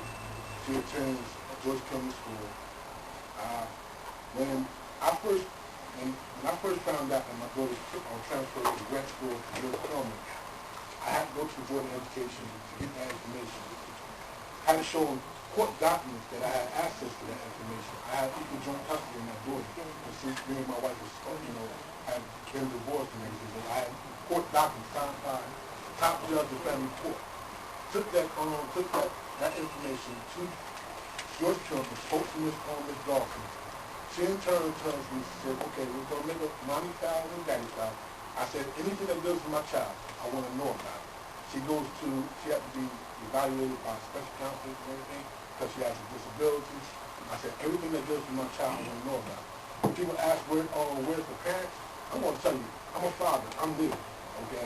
The thing of it is, she did not give me information. She lost my information. She used to give me information like meetings that they're supposed to have at the child service thing. She would make sure I get that information late. I went to the Board of Education. I went to the Board of Education and complained about it. When I made a complaint about it, I wasn't working back at the school. You know, she ultimately told the security guards to actually, you know, insult me verbally so I could get aggressive with her. And what? To a point where it don't take me a lot to get me upset, but see one thing about it, since I knew that was her game plan, my thing was just ignore them. So I kept on going. I went to Dr. Wellington. He brushed it off. I went to the place where you make complaints at, parents make complaints at. They brushed it off. I was verbally assaulted by the security guard there. He used profanity towards me. I actually went to the board and made that known. Oh, we're going to take care of it. Nothing happened. You know what I'm saying? The thing with it is that I never knew anything about what Ms. Dawson did in the past, and basically I don't care. Okay, because this is a personal thing with me. I'm talking about my child now. You know what I'm saying? What she did with other kids doesn't matter to me. You know what I'm saying? Well, I'm talking about my child raising up. Now, she's preventing me from being a parent. She's preventing me from having access to the school. Then what it is that I go to the board and they allow me to speak, but don't have to go beyond that, you know. And it's like I speak and there's one board member by the name of Luna or whatever his name. Harry Luna. He laughs at me. He thinks it's a joke. Okay, so I can get the struggle with him. He's a joke. I mean, it's like it's a personal insult, and I was like, well, you know, okay, you think this is fun. All right, but see, the thing is that I say, well, hey, I guarantee you won't be stopped for long, because, you know, you won't be here next year. That's right. But no, sir, he tells me there's nothing that I can go about it. He's not an elected board member, okay, and he got appointed by the mayor, okay, but okay. does enter office, personally, I don't think nobody can really give us a dot that pretty much. But city councilman, it's easy to case you guys. So I come here and make my complaint here because every 4 years you got a bundle of a lot of people looking to take y'all seats. You know, so I would make that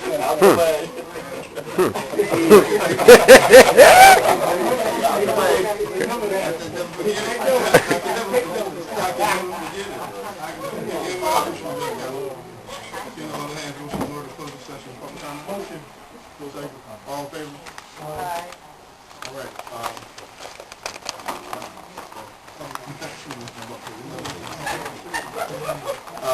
Docket review. They're going to review the docket.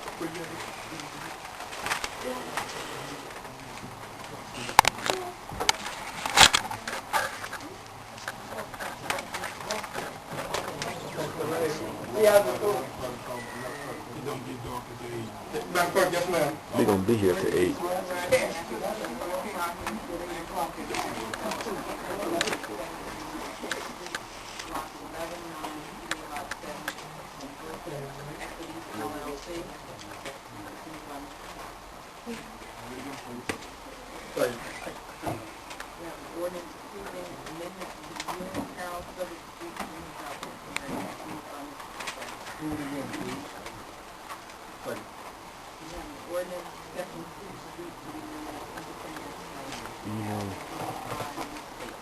Mr. President, Yes, ma'am.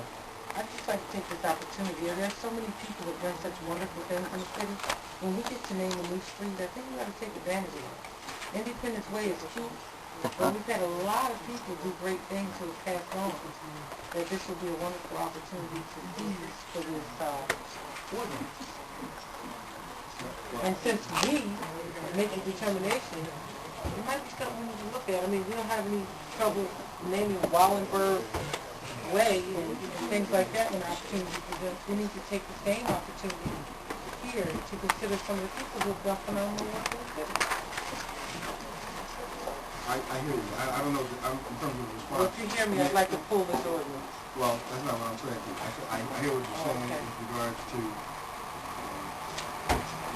It's very easy to do. there's lots of people that usually recognize you every day.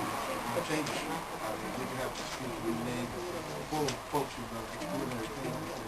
Matter of fact, not to do it arbitrarily, but certainly to work with those families, those individuals. I mean, I If assume we that decide, Mr. President, we don't want to work with a family or individual because it would be too great of a task, and there's so many wonderful people, we come up with something a little bit better than Independence Way. because you don't like the name, is what you're saying? I mean, if you don't like the name, you don't like the name. I don't. I just think we can do a little bit better. You have an Independence Mall. Why don't we have an Independence Way? I mean, it's just something to consider. It's an opportunity, I think, at this juncture, is when we should take advantage of it. I'd like to pull the ordinance. Can I get some support on the table? Yes. Yes.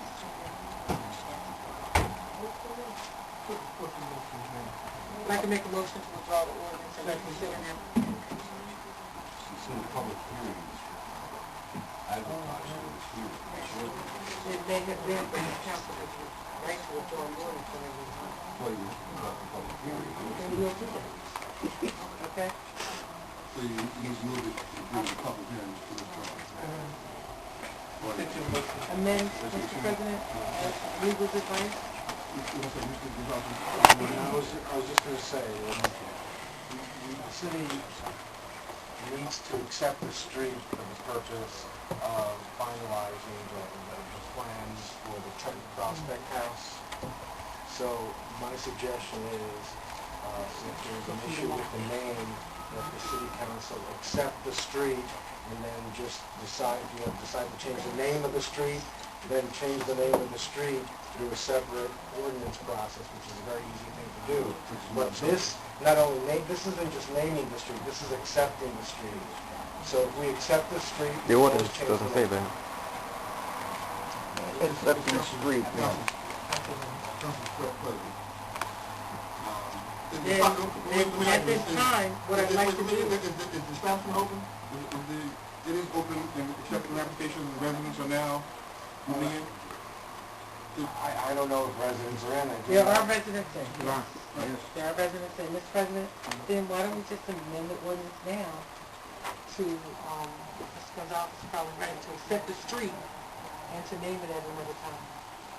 Well, that would leave it as is, and then remove it, and then we change it.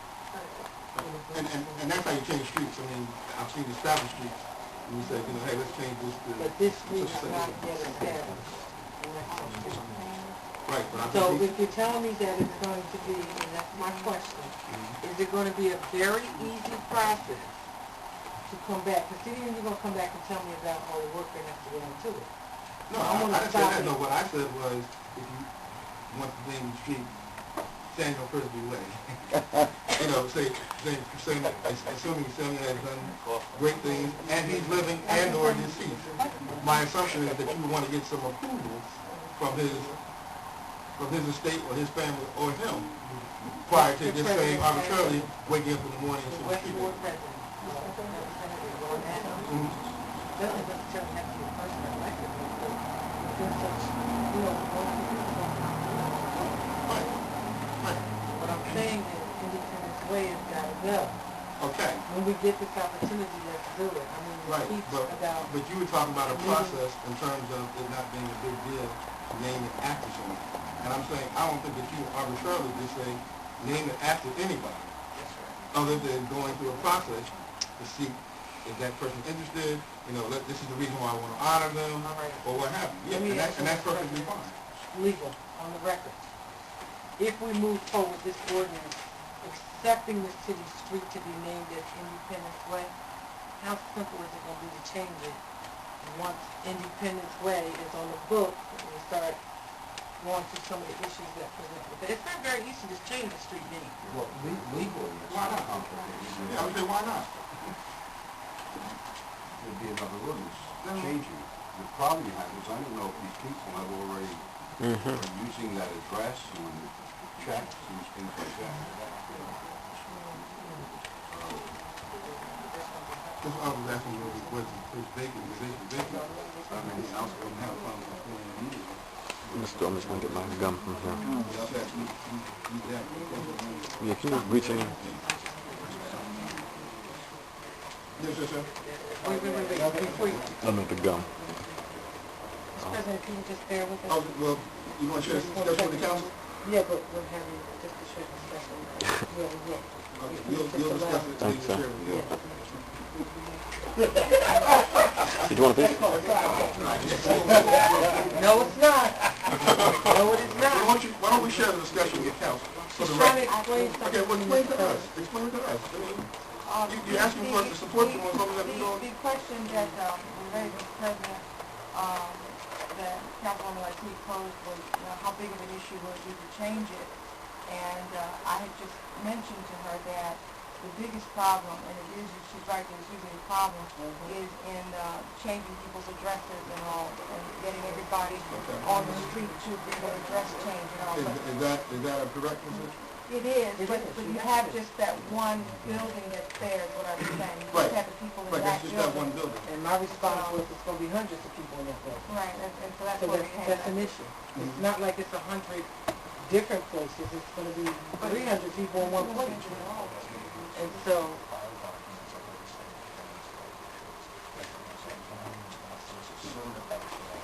See, that's the problem. That's the problem. You get to a certain point, you have to name not all the way down. Right. But the problem, sir, as we were discussing, is that I think this has been pulled once before, but that you get to a certain point in documents and planning for the creation of a street where you have to have something there. So, at any point, I guess at this juncture, we could change it. Could the name be amended to add Independence Way and Jones Plaza? If you want an address that reads like that. Yeah. Although the council has not accepted the street. What? Although the council, the city has not accepted the dedication of the street. In the past, the ordinance was brought before the council. The council decided not to move forward with the ordinance at that time. This was more than 6 months ago. What was the issue then, Mr. President? then when this came up recently because the dedication had not been made and there were issues with Trenton Prospect House, I inquired of the Department of Housing and Economic Development, and they had proceeded after I left on the assumption that the street had been dedicated and accepted by the city. So all of the records have Independence Lane or whatever it is already. That's what has happened, is that there was an assumption made because it had been brought to the council before that it had been accepted, but it wasn't. Mr. President, I'd like to ask that in the future, we not make any assumptions until council has final approval. That's appropriate. That's number one. And number two is,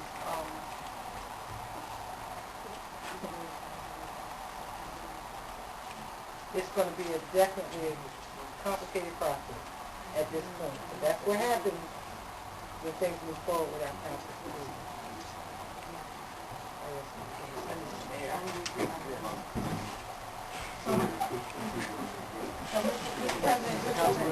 It was a mistake, an assumption, a mistake made, but sometimes. It can't be pulled in public session.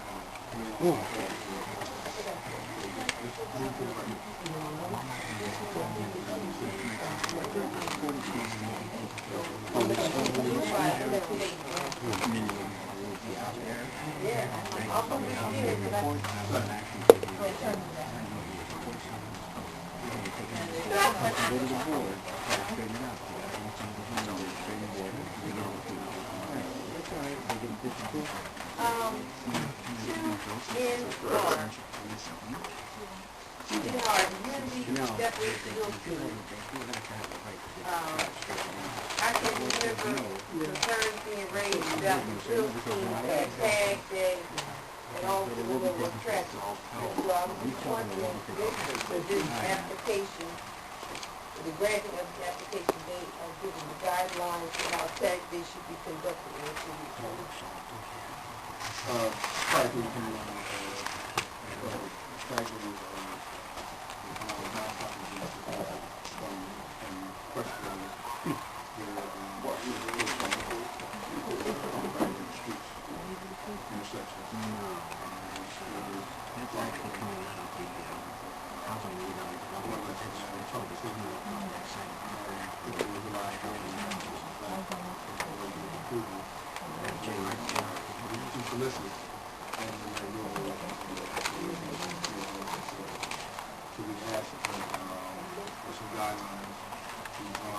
Why won't he speak up?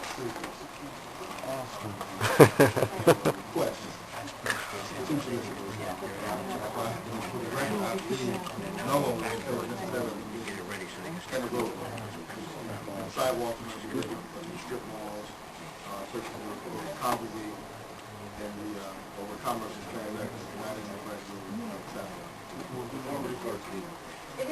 guidelines. Right, I'm saying, finish. Okay. So prior to any approval of that, one, was that, was there issuance of that, if you can read that understood.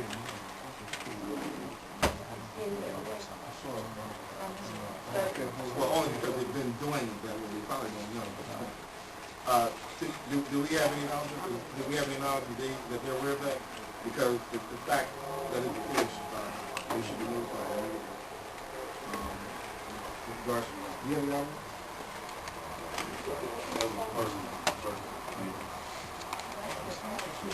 Those are the words you took. Guidelines for how you can conduct the solicitation.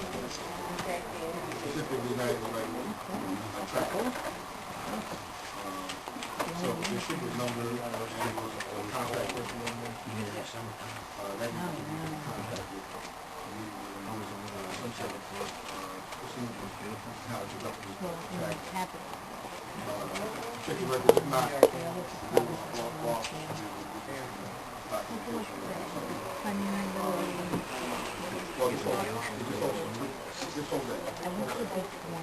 yes, if you're gonna need to make contact. And without the approval, it's fine. Thank you.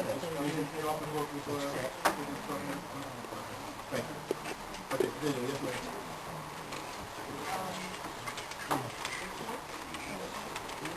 Nothing on the report?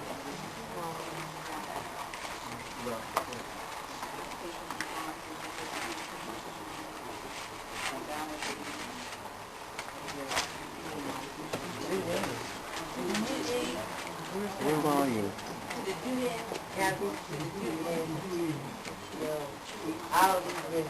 I'm glad about it. So now this is retired. Where are we now? I have no idea. And this other place. For any arms, So for the job, Oh, okay. for the job. That's a music lead. That's a power lead. That's a power lead. Never looking for that.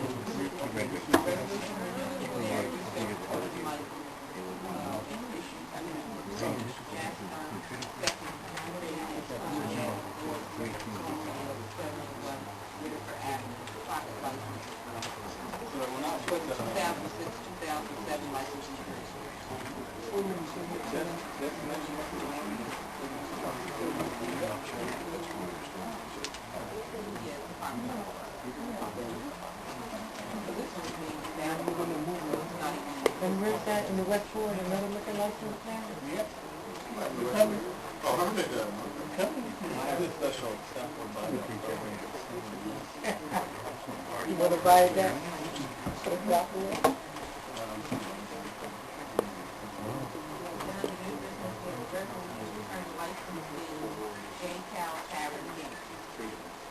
I abstain. Roll call. Yes. Okay. Sorry. All right. No.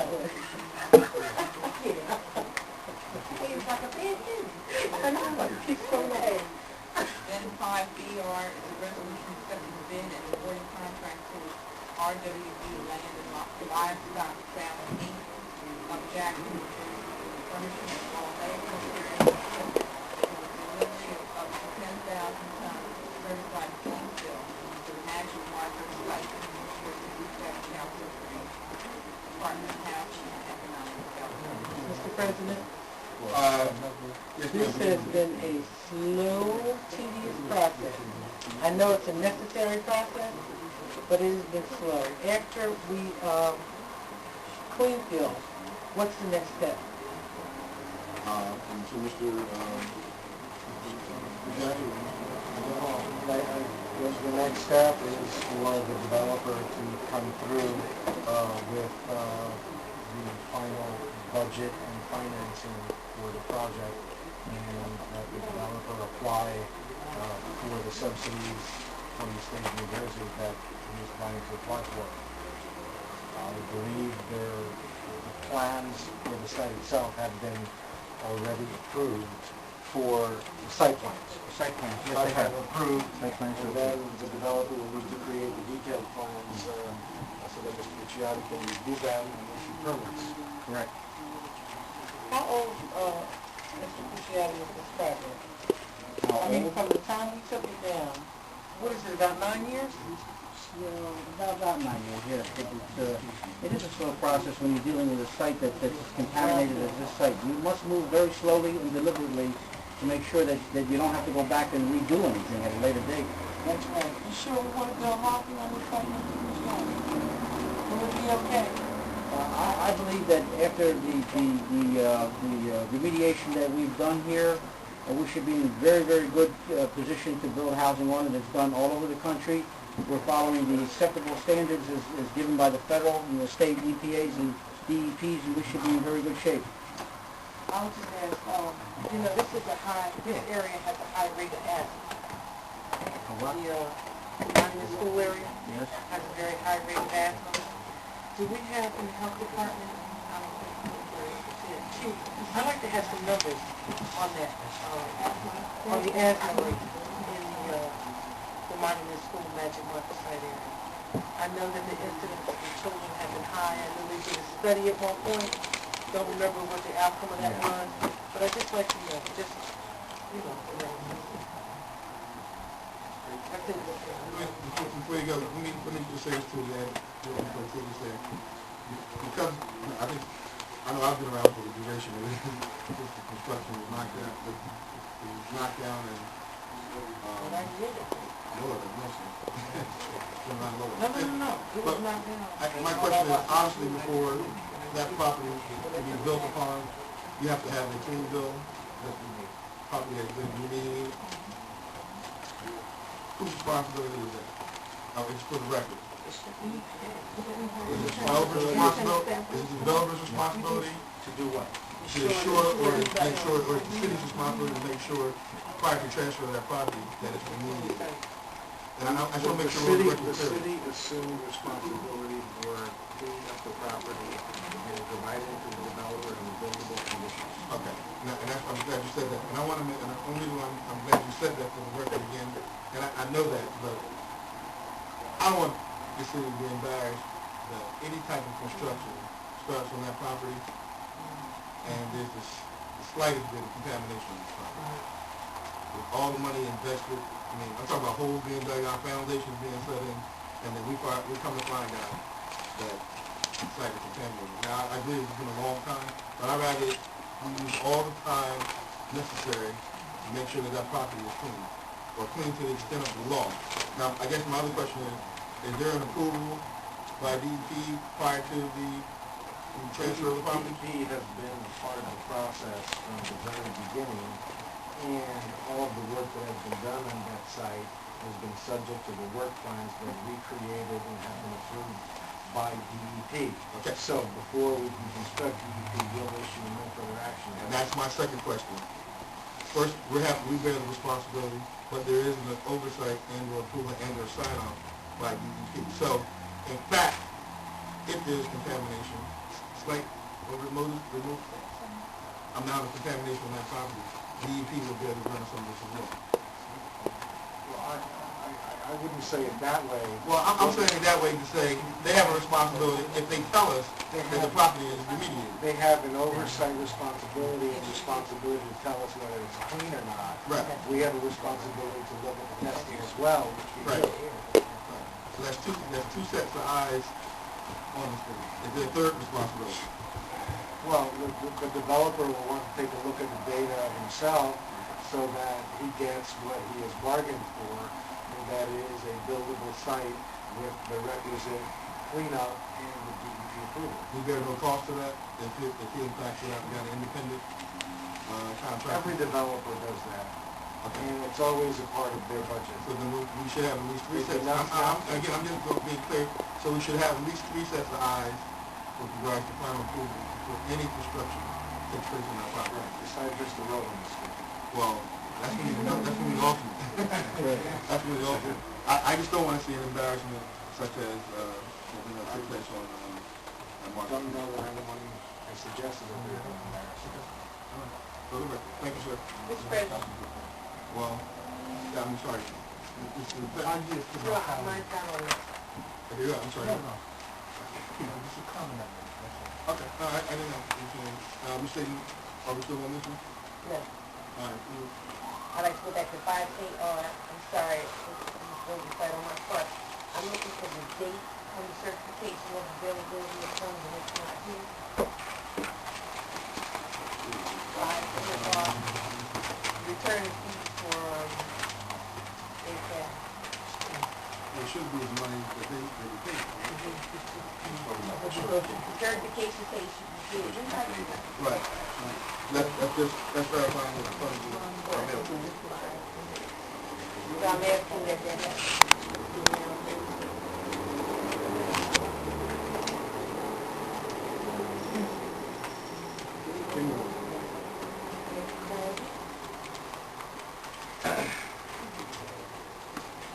CR resolution authorizing payment for a contract with AWJ, Castle PC and Associates, Structural Engineering of Lumberton, New Jersey, which was awarded on an emergency basis for the Marine Terminal seawall design in the amount not to exceed $37,326 per year. Mr. President, roll call that, please. President, I raised the same concern regarding the certificate availability of funds. Is there a responsibility for that? Yeah. That's another whole conversation. Yeah, well, Then I don't have, yeah.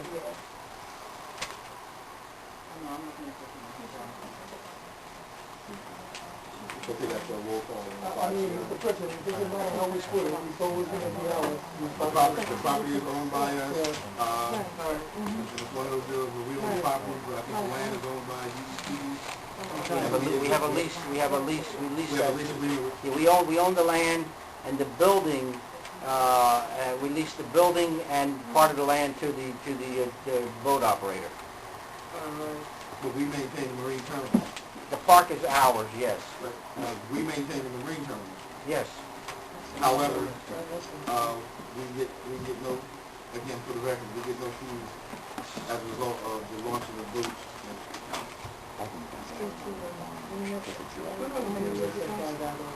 I don't know how we do it. I mean, yes, sir. Council President, just for everyone's information with regard to this, we undertook a major restoration because the seawall collapsed, part of the seawall collapsed into the river. We let a contract. During this process, we had the flood in April of '05. What happened was that the flood found its way back up into the main storage building where the boats were. This created a major structural problem within the building. The building is not ours; it's owned by the boat operator. The issue then became one of a suit that was filed against the city. This engineering needed to be done so that we could make sure that we were on firm ground as to what we had done in our restoration of the seawall. Additionally, while we were there, we had to make a structural change to the new portion of seawall that had to be poured, and that we accomplished actually at a much reduced rate from the initial bid that we had obtained that we didn't award. So this particular piece had to be done because of a structural deficiency that developed as a result of that last flood. So that's why we had to finish this. The park is 90% done. We still have a piece of seawall that had collapsed at the far end, and we're looking to get some grant money so that we can restore that and get the park reopened at this very shortly. I think yes, sir, Ms. Johnson.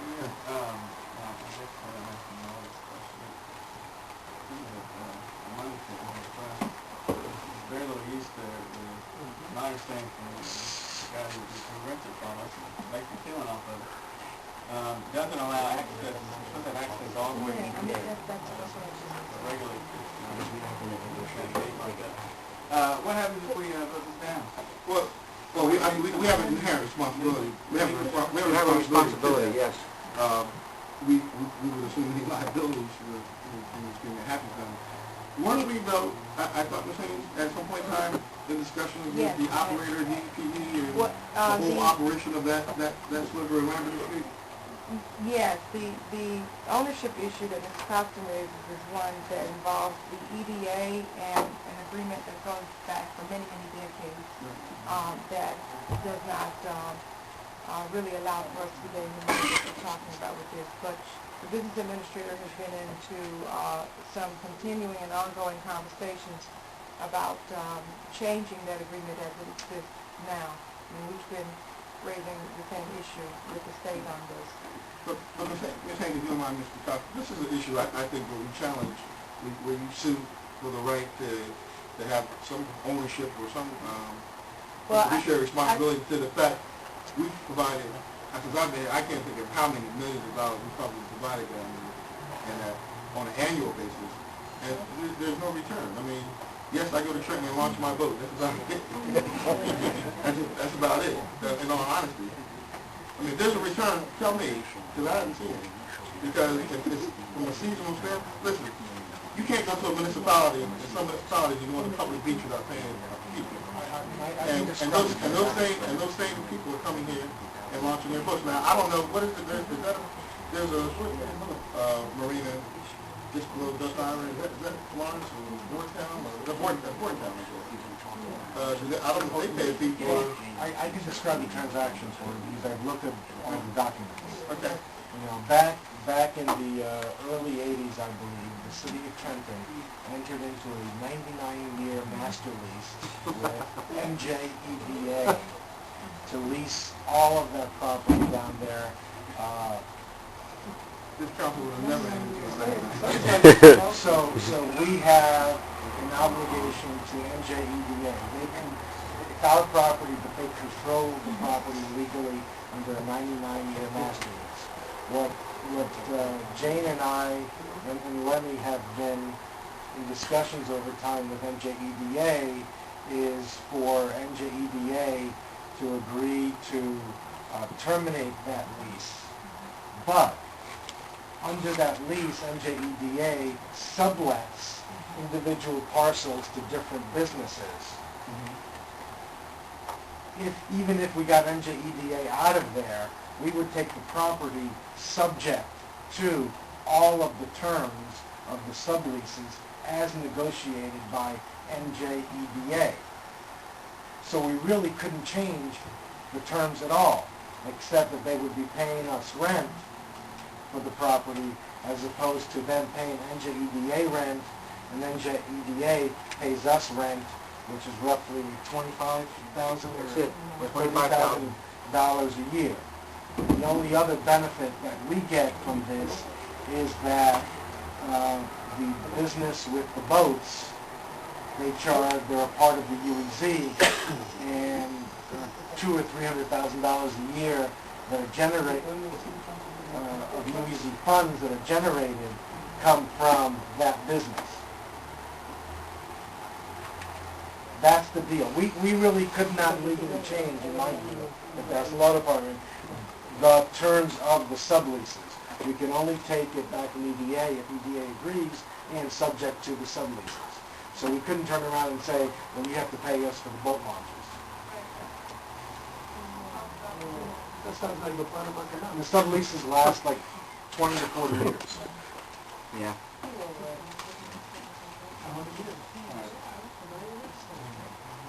I would add, we got study be done to make that area blighted. $2 million. And about $2 million of the cost of the repair of the bulkhead.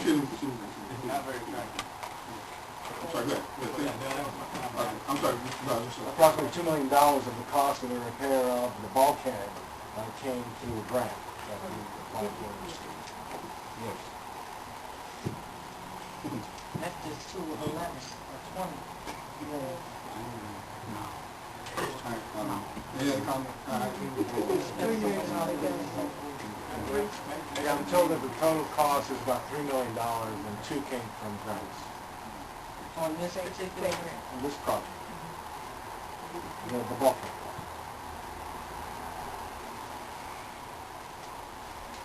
Got to start with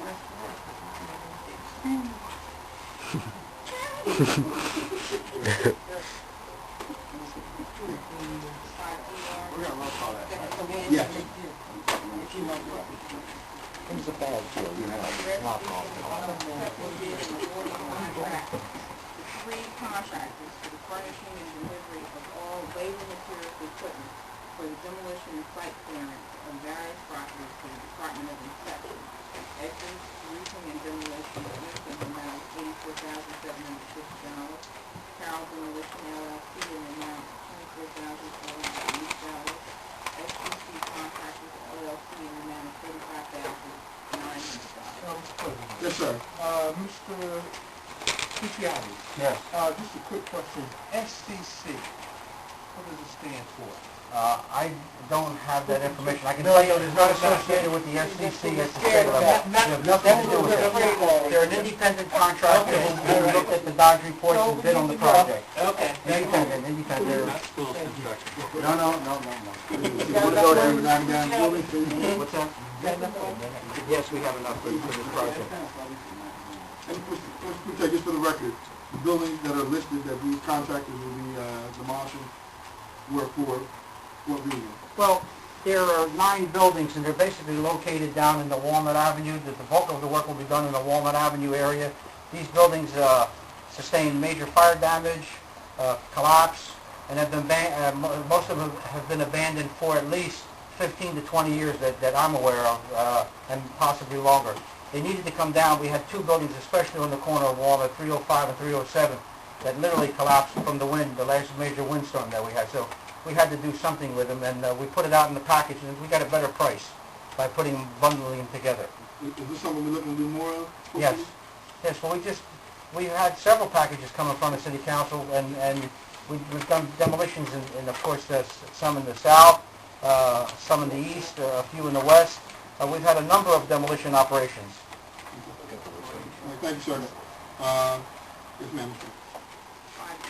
Resolution accepting bid and awarding contract to T.C. Bryan Electric Company of Trenton for the furnishing of all labor, materials, and equipment to provide electrical services inside and outside on an as-needed basis for the Department of Administration, Division of Information Technology, in an amount not to exceed $200,000. Mr. President? Yes, ma'am. Roll call. 5 ER, correct?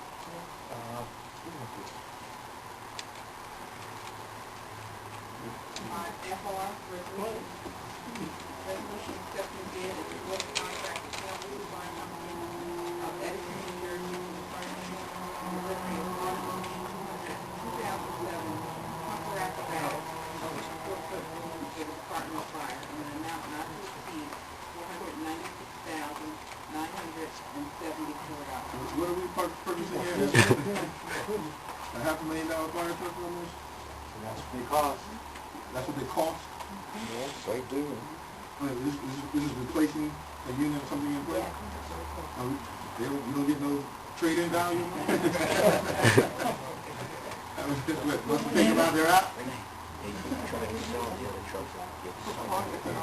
That is a hospital anyway. They have them out on parade and everything. Yes, ma'am. My main concern regarding the certification of funds not used. On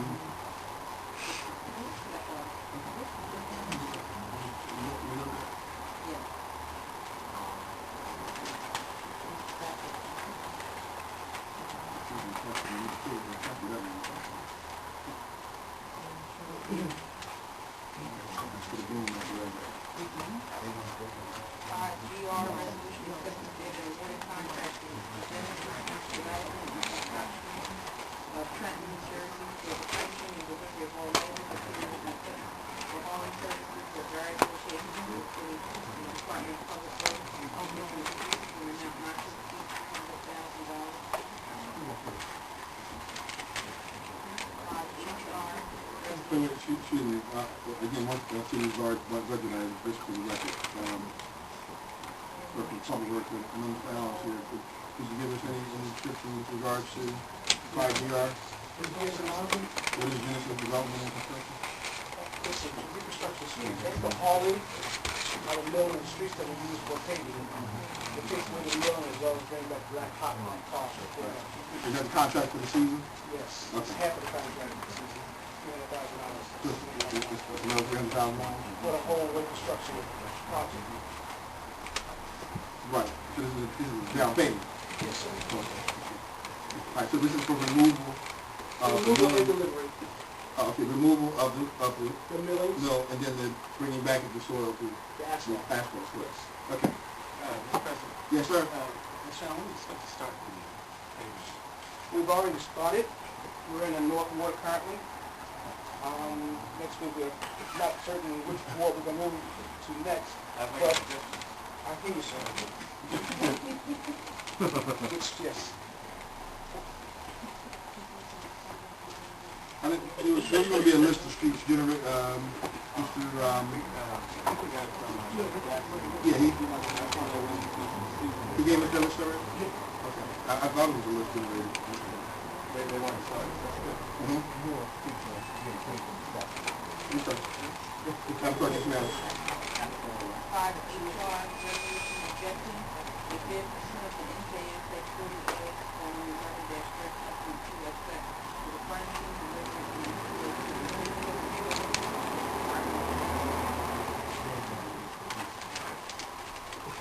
and IR resolution authorizing the city of Trenton to apply and obtain funds from the New Jersey Department of Community Affairs and Neighborhood Preservation, BAMA bond is the American Delaware Valley with a 10-place 2 restoration project. Mr. President, Yes, ma'am. I'd like to take this opportunity again to reiterate that the surrounding communities must do their fair share in providing for indigent and disabled population. I guess at one point, listen, I'm a liberal for all practical purposes. I believe in helping the needy and the poor. I was one of them at one time. So what I'm suggesting, Mr. President, is that we take a look at some of these nonprofits that we have in the city as it relates to services and see what our balance is and how we can share with the surrounding communities.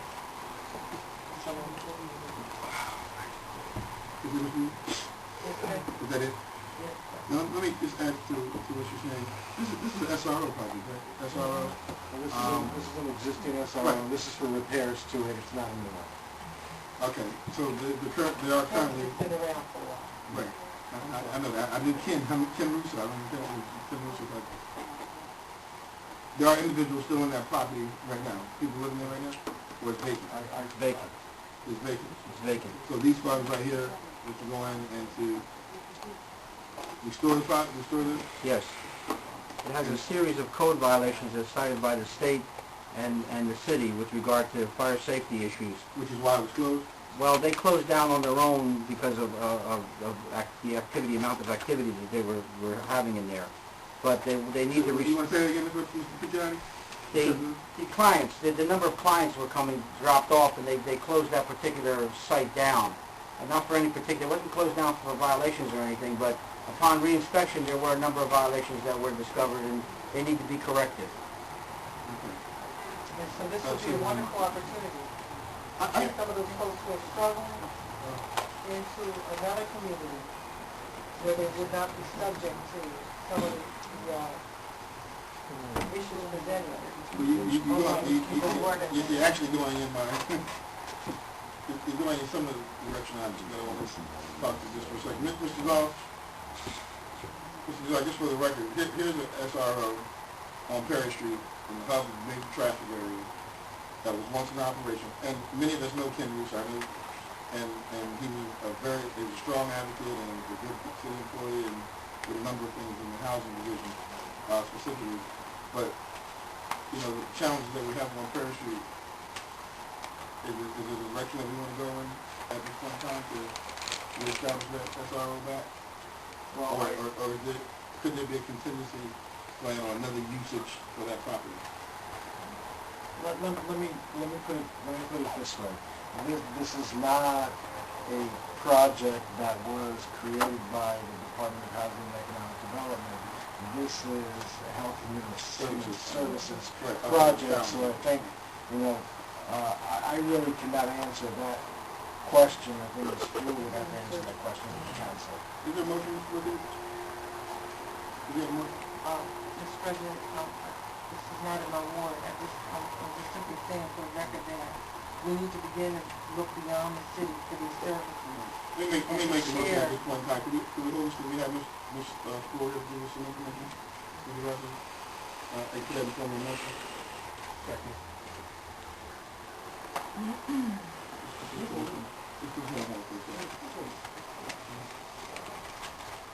And this is, and I think you understand where I'm going with regards to the services. I mean, that's a challenge area up and down the board. It's a very legitimate question. Okay. I appreciate that. Thank you, sir. Mr. President, time sensitive. No, this is just executing a contract for you going and showing the building. There's no, I would assume the work is, has any work, I don't want to assume anything. Has any work? This is just to authorize Volunteers of America to submit an application for balanced housing. Gotcha. This is one vote. We could better use those funds, Mr. President. What is some additional information? Yes, ma'am, Madam Clerk. RJR, resolution authorizing application for the continuation grant from the New Jersey Department of Human Services Division of Addiction Services for the prevention education services for high school students between the ages of 15 and 17 under the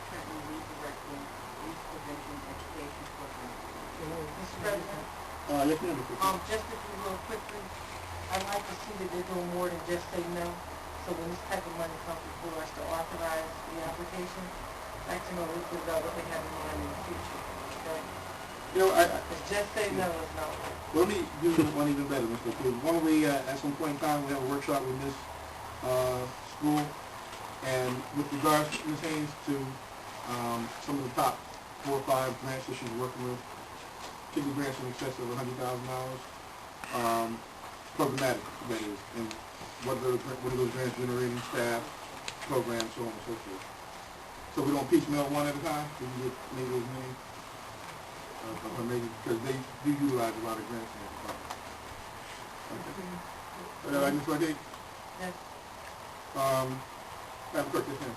RKR resolution accepting certification of awarded school estimate of 2007 to 2008 school district budget and appropriating $21,115,802 for school purposes. Mr. President. Ms. O'Keefe, followed by Mr. Mr. President, I'd like to make a motion that we hold off on that until we can speak to the superintendent. Get some answers about what we're doing. I know it might create a little hardship, but hey, considering what's going on, they're not.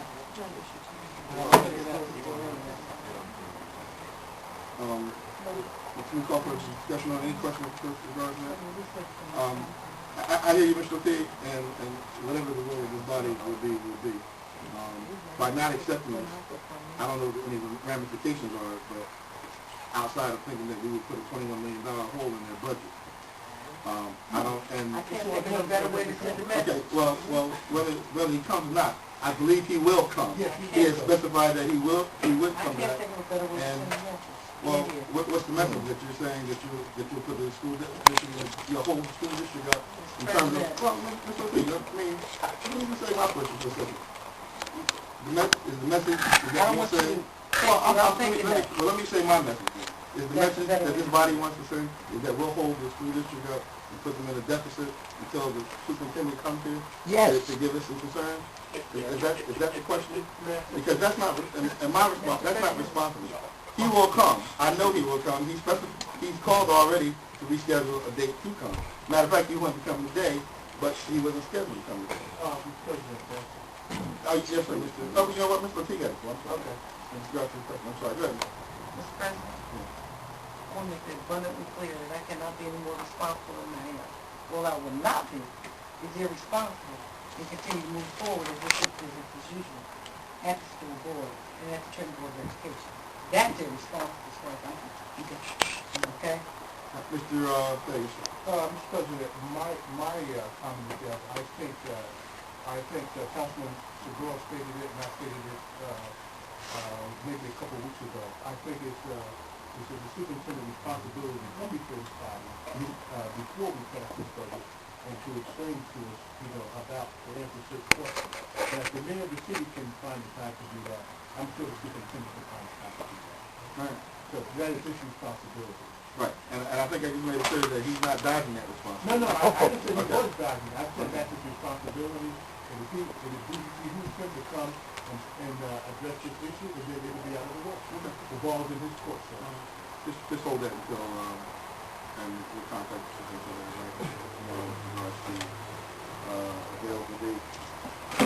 Mr. President, just because we asked for it doesn't mean it goes. I think we have to take a vote on that.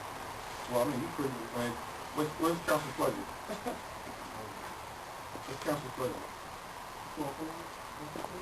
I mean, is there a motion to hold it? I mean, you just said that. Yes. Yes. Yes. I'm afraid just the same constructive that, what's our next available date is, Tuesday. Okay, Tuesday, May 8th, and Tuesday, May 15th. All right, next item. 5LR resolution authorizing an application for a grant from the New Jersey State Department of Agriculture for the fiscal year 2008 Summer Food Service Program for Children. Kudos to recreation, Mr. President. And what did they do with that program? I don't know, but they do a phenomenal job. Was that the food stuff?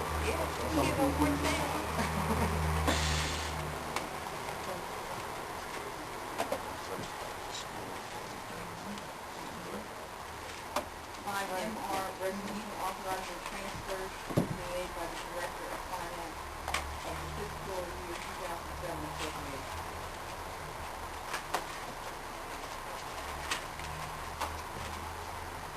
5 NR resolution amending City of Trenton 2005 actual action plan adopted by resolution 05-326. Can you give some explanation on this action plan? What does that entail? Because I saw there seemed to be employees and salaries connected to that. Well, what was done was that there was an internal audit of the CDBG accounts, current and going back, and it was determined that there were additional funds that had not been used and not been allocated before.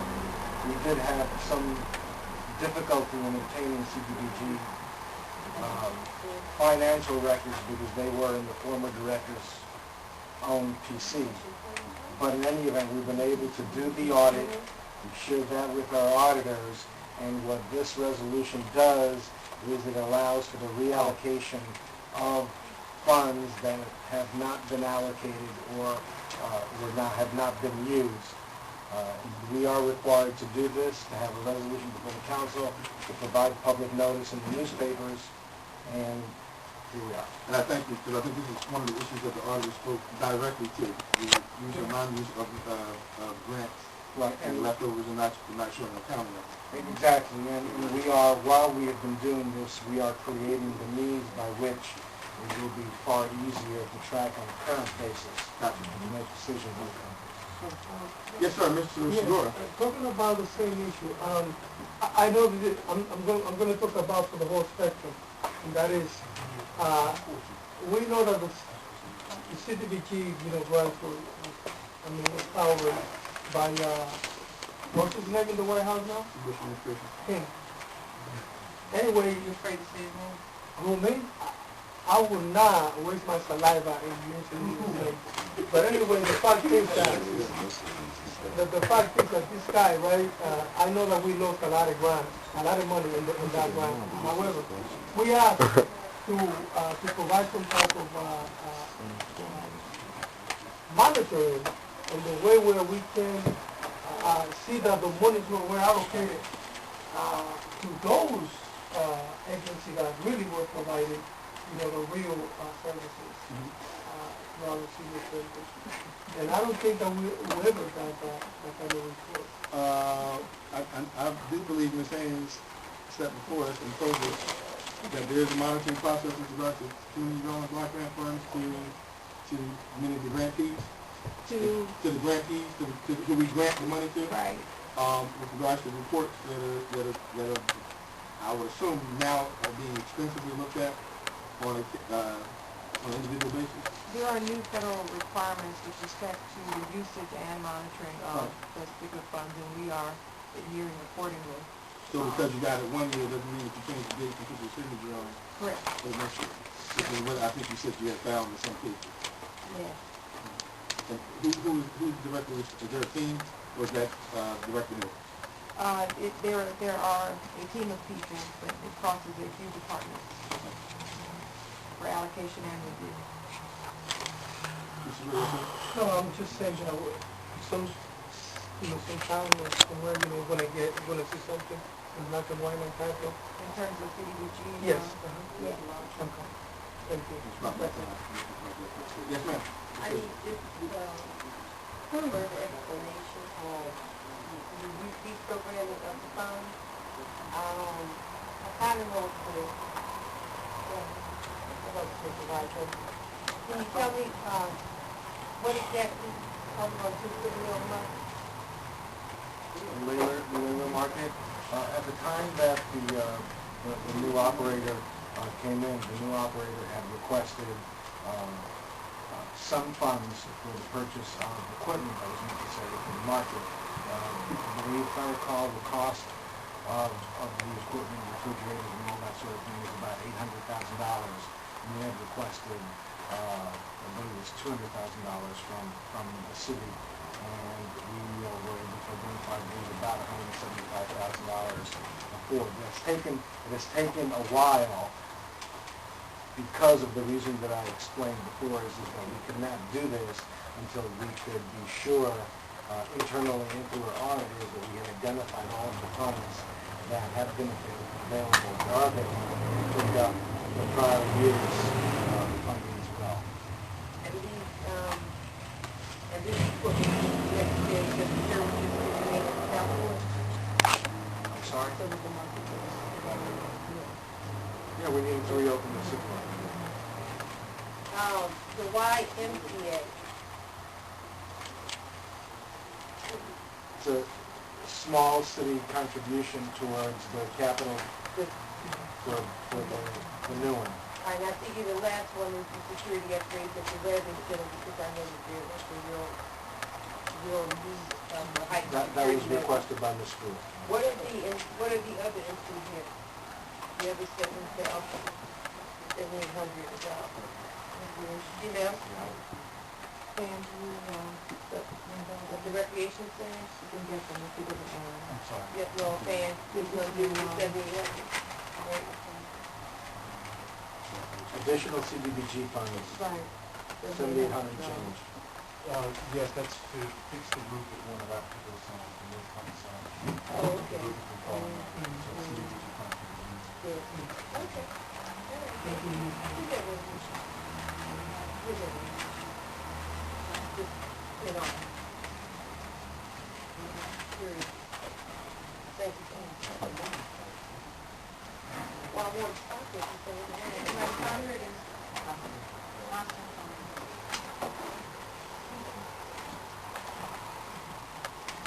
Yes, ma'am, I'm sorry, yes, ma'am, Madam Clerk. Resolution authorizing sign the tax sale certificate pursuant to NJSA 54:5-113 for H&M Investment Property, 4660 Center Street,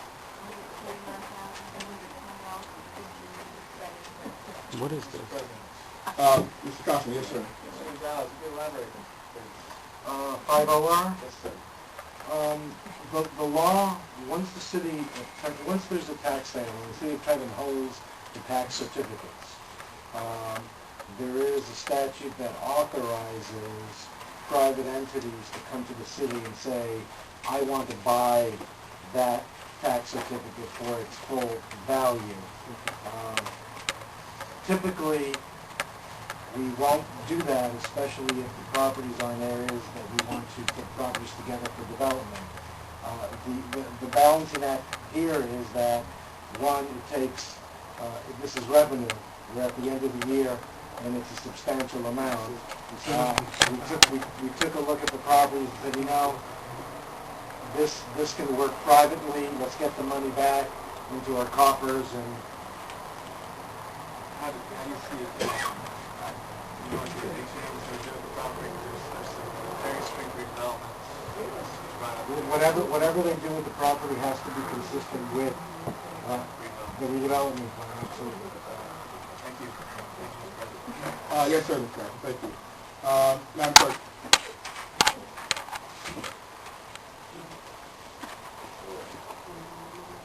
PR, resolution authorizing the filing of an application for 2007 recycling tonnage grant with the research and Department of Environmental Protection.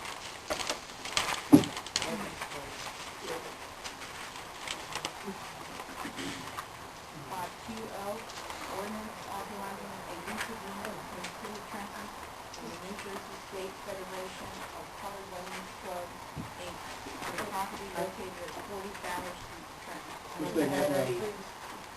We all want to do right thing.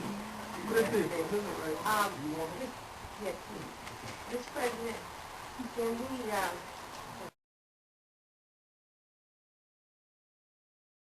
quick minute,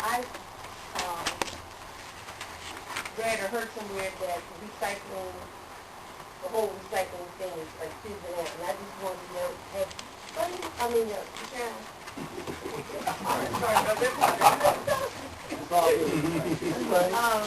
Mr. Allen. Yes. I'm just wondering, how is the city faring in our recycling? Well, when they run the numbers together, it said New Jersey was down 32%, but our numbers within the city are still holding up in terms of what we did last year. We're probably double that we did last year. I have numbers here. For a quick example, for our newspaper, it was 214.34 cubic tons. Last year was 175 cubic tons, right? So it's gone up. This is the numbers we get from Michigan County Improvement Authority, that what they picked up around the city of Suffolk and so on. We've not lost in the city of Trenton, but I can tell you that we face those people there. Just give a clarification. With regards to residential pickup, we are part of a multi-county contract through NCIA to pick up recycling on a two-year contract. Correct? Correct. Now, with regards to private businesses, for the record, we are still in the business of collecting their recyclables, taking them to the transfer station, and are those the figures that you're getting that we pick up? I'm getting figures here at the residential. For the I can't speak residential. about the private. But let me check on that. So private is what? Private or I don't know about those numbers in this particular group of numbers I have. I guess my question is, who's responsible for private pickup of commercial recycling? If we pick up any recycling, we're not. Oh, yes, we do. We We pick do up everything? yes. Okay, so that's not separate. It's not separate, no. When I say we the city, or we NCIA's waste management? Waste Management has our contract with the city of Trenton, correct? Okay, so our people will no longer pick up any recycling No, at all. no. Thus the elimination of the zero recycling. Okay, thank you.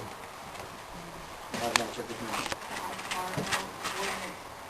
Amending ordinance 03-7 entitled an ordinance continuing certain conditions with salary ranges for and setting forth certain regulations for the implementation of these ranges for ASME Local 2286.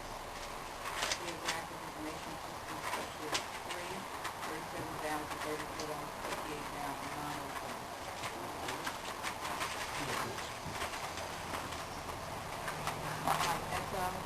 Ordinance amending chapter 6 of the Code of the City of Trenton regarding federal exclusion and alternative Let me thank you. We had a conversation about this a while back with regards to maybe putting a little bit more discretionary responsibility of the director so that it wasn't as clear to the lady that you have a criminal record or a past that's less than shaky that you could not be offered a second opportunity. So I think that's the vision of this ordinance. 3 hours. I'm running out of fuel. That was the only thing that was in question. That was the only thing that was in question, whether or not an individual's background, and most of the authority rested in their lives. So what we're just doing, we're just opening it up. I think you talked about secure rights to the council or something like that. To some extent. Wasn't that something that you talked about? Well, what I didn't want was for somebody to have a police record and be forever banned from peddling. That's what this answers. And so, Right. Well, that ordinance doesn't guarantee that. It's people would be right. Right. Yes. Yeah. You know, there's still questions, and I think a lot of what is in that ordinance is going from suggestions made by the district attorney and one something else done. I can't say it again. It's council. No, Council. another guy, yeah. Yeah, he said something. Yeah. Suggestion. Madam Clerk, this one. 5TR, resolution authorizing cancellation of uncollectible taxes on 16 East Front Street, from the E-Day of the 1922.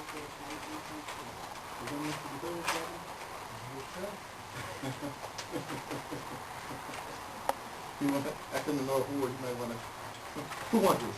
5 UR resolution in support of the Delaware River Scenic Byway Corridor Management Plan update.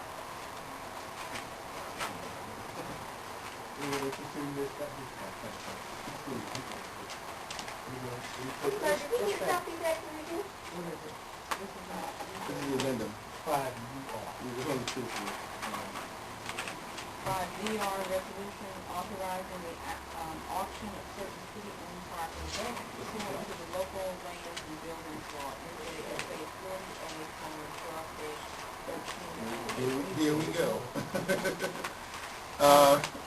Mr. Gonzalez. Yes, sir. For the record, Before just, you do that, Mr. President, yes, ma'am. on 5 UR, 5 UR? Is it 5 that was UR? the scenic byway management plan recommendation. Yes, ma'am. You know, part of the problem I have with this is that residents come and sit down and they hear them, but they don't hear them, and they do what they want to do. Why do they do it? I'm not. Yeah. I hear you. Let's go back to the auction. Process-wise, how many, I haven't counted. It's on Schedule A of the ordinance, or I should say resolution. Okay, so June 16th, It's about 70. about 70 properties. June 16th of this year? June 16th of this year. All these properties have been deemed, these are all city-owned properties Yes. that we have title to? Yeah. Mr. President, One second, because I want to say, with regard, there's a process, I believe, we've been told in the past, the speculators come, they sign a list, the question would be notified of it. Do we respond to that, or do we just do public notice? We do public notice, and we send a notice to everyone that signed up to receive notices with respect to the sale of city properties, whether they're entities or... It's going to be in the back. Do we roughly know how many people that may be? Off the top of your head? I'm just curious, because I know that there are individuals that came as far as New York, and came as far as, pardon? Is it? Oh, you don't have the addendum? You don't have the addendum? I'm sorry, does everyone have the addendum? Mr. Sure, yeah?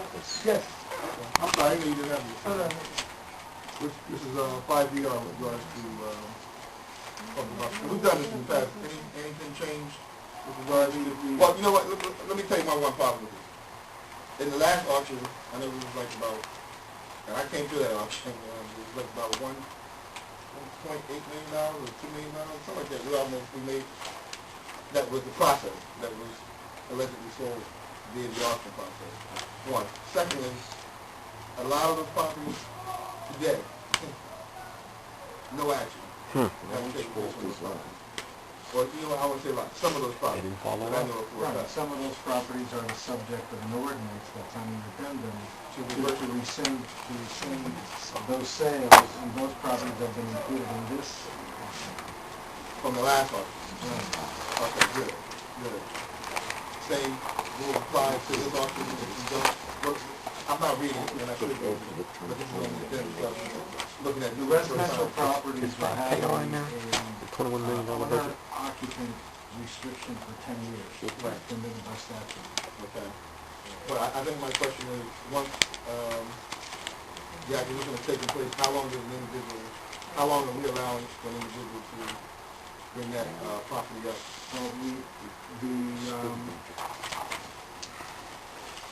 there is a process during the winter, I forget it was 30 days or 45 days for them to do the title work in order to ensure that the title is clear or to clear up title issues, and then a period of time of another 45 to 60 days in order to close and then get the financing in place, perhaps a 90 days. Because all we're accepting that day is a deposit. The deposit of the promissory. 20% deposit of their successful amount. And then the department will be available to allow individuals? Then there will be contracts, the contracts will have to be executed within this period of time that I just described, and then rehabilitation, typically in the past we've provided 18 months to rehabilitate. Nearly all of the problems were required that we have. Okay.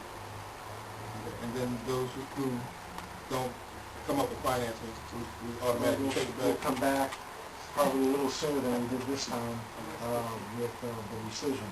I should tell you that the properties that were part of the auction last time that are back for this auction, if they don't sell at this auction or we take them back because they don't close, those properties don't have to be put out for auction a third time. You can actually do it privately after you have two auctions.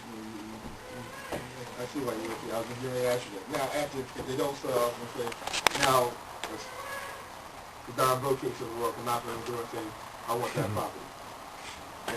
Just like you always have, yes. Careful here, though. I mean, this thing is like, forget him. No? Okay, no problem.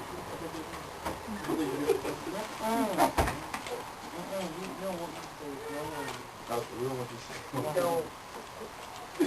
Okay. Any other questions, comments? Okay. Madam Clerk.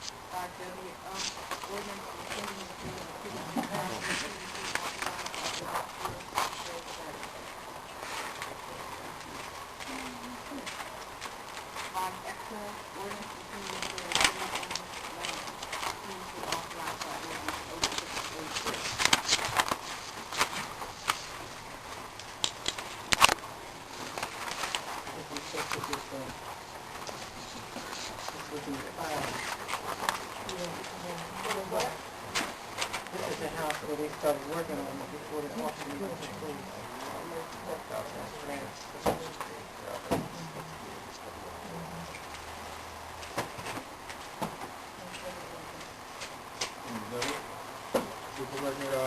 Look at the game. Mr.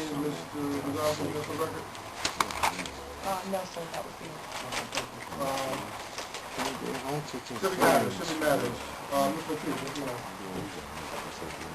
Mr. Malone, thank you, sir. Mr. Segura. Couple of things real quick. Yes, sir. Followed by Mr. Coffey. Yes, sir.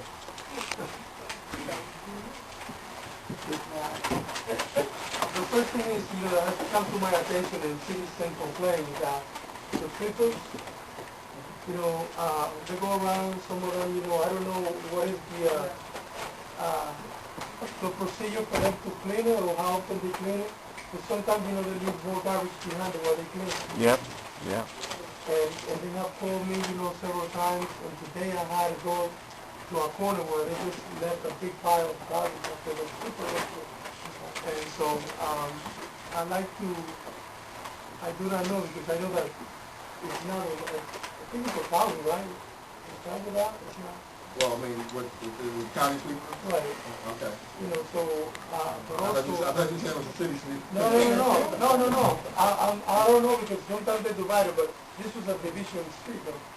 Okay. So it's inside the city, it's inside the road. But anyway, I don't know who's in charge of that, who would like to take a look at that or make some type of phone call somewhere. If I have to, I will, but I do not know who's in charge. Mr. Sir, Butterman, how you doing? Is that how do we check it out, sweep the streets, make sure that they're picking the trash? Thank you, sir. And this is for this question is for Chief. It was in the newspaper that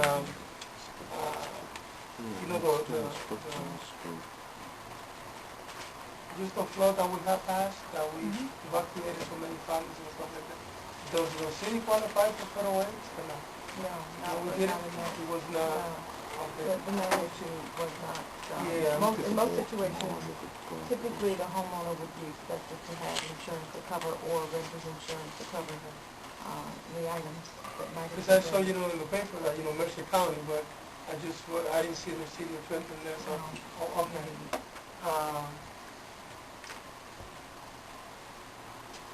Another thing, and the last thing, that a lot of computers and the police patrol cars. A lot of them are not working. I have spoken to some police officers, and it's throughout the whole city, especially like in the west, some officers have broken, at least 5, 6 patrol cars are not working, the computers. So I'd like to take a look into that, because that makes it all better for officers, to do their job in a more efficient way. So You inquire, Ms. Anderson? Sir? You inquire with regards to... Yes, and in the future, could you tell those officers, I hope that they've spoken to their commanders about that. If it's 5 or 6, I would hope too, that might not be no, that much of an I'm saying just in the west. Oh, just in the west? Just in the west. Oh. No, I'm not familiar with that, but I'll consider that along. I hope they have as well. You're talking about the computers in the car? The computers in the car. Right. Computers in the car. It's a lot more. And the maintenance plan is on too. The maintenance on it too. Yeah, I mean, we spend enough money in technology all over the place, so, I think that's one component that needs to be taken care of. Police officers, there are a lot of concern as it is, and so they need to, all the equipment they can get, to perform their job well. That's all. All right, now. Thank you, Mr. Burr. Mr. Coffin, followed by Ms. State. Thank you, Mr. President. Yes, sir. According to the tax sale taking place, on the fire, we want to utilize the abandoned properties act. There is a member of the Housing and Economic Development staff that has been assigned to continue the compilation of information, and I'll be meeting with her very soon to see how far she's got. Please. Mr. President? Yes, ma'am. On that abandoned housing, that's maybe something to Anthony, I'd like us to take a look at. Yes, Start sir. putting time to council, to see if we can, do some amendments to that. If we can. Amendments to... The abandoned housing act. The abandoned housing act, Mr. President. Okay. Just something for us to look at. Mr. Coffin, yes, sir. I want to find out, I got some citizens and civic groups shopping at the data street, the street schedule and finalized, approved, that's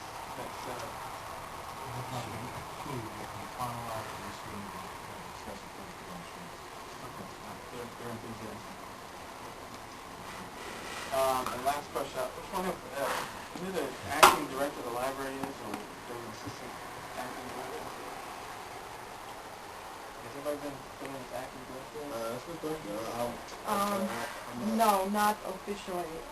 That will be taking place shortly. As you may know, the business administrator who handles much of that, portion of that, has a death in family that she will be returning here on Thursday for. So we had discussed that. The action hasn't been fully discussed yet enough to say that it is done at this moment. That information can be forthcoming at the very near future meeting. You have an idea how they run the day-to-day now? I'm sorry again? Do you have an idea of how the day-to-day operations? It still has a board. Well, there is still a board in place that authorizes, all actions, and there are directors in place at each of the libraries. Just the vacancy at the top. Yes. The board needs. Mr. Coffin, yes, sir. Thank you, Mr. President. Ms. Staten. Mr. Patel, you want to do me a favor, sir? No, sir. I will do it. What did I do for you, sir? I'm going to allow you to speak to me, but now let me take my motion. Take my motion. Motion to the second.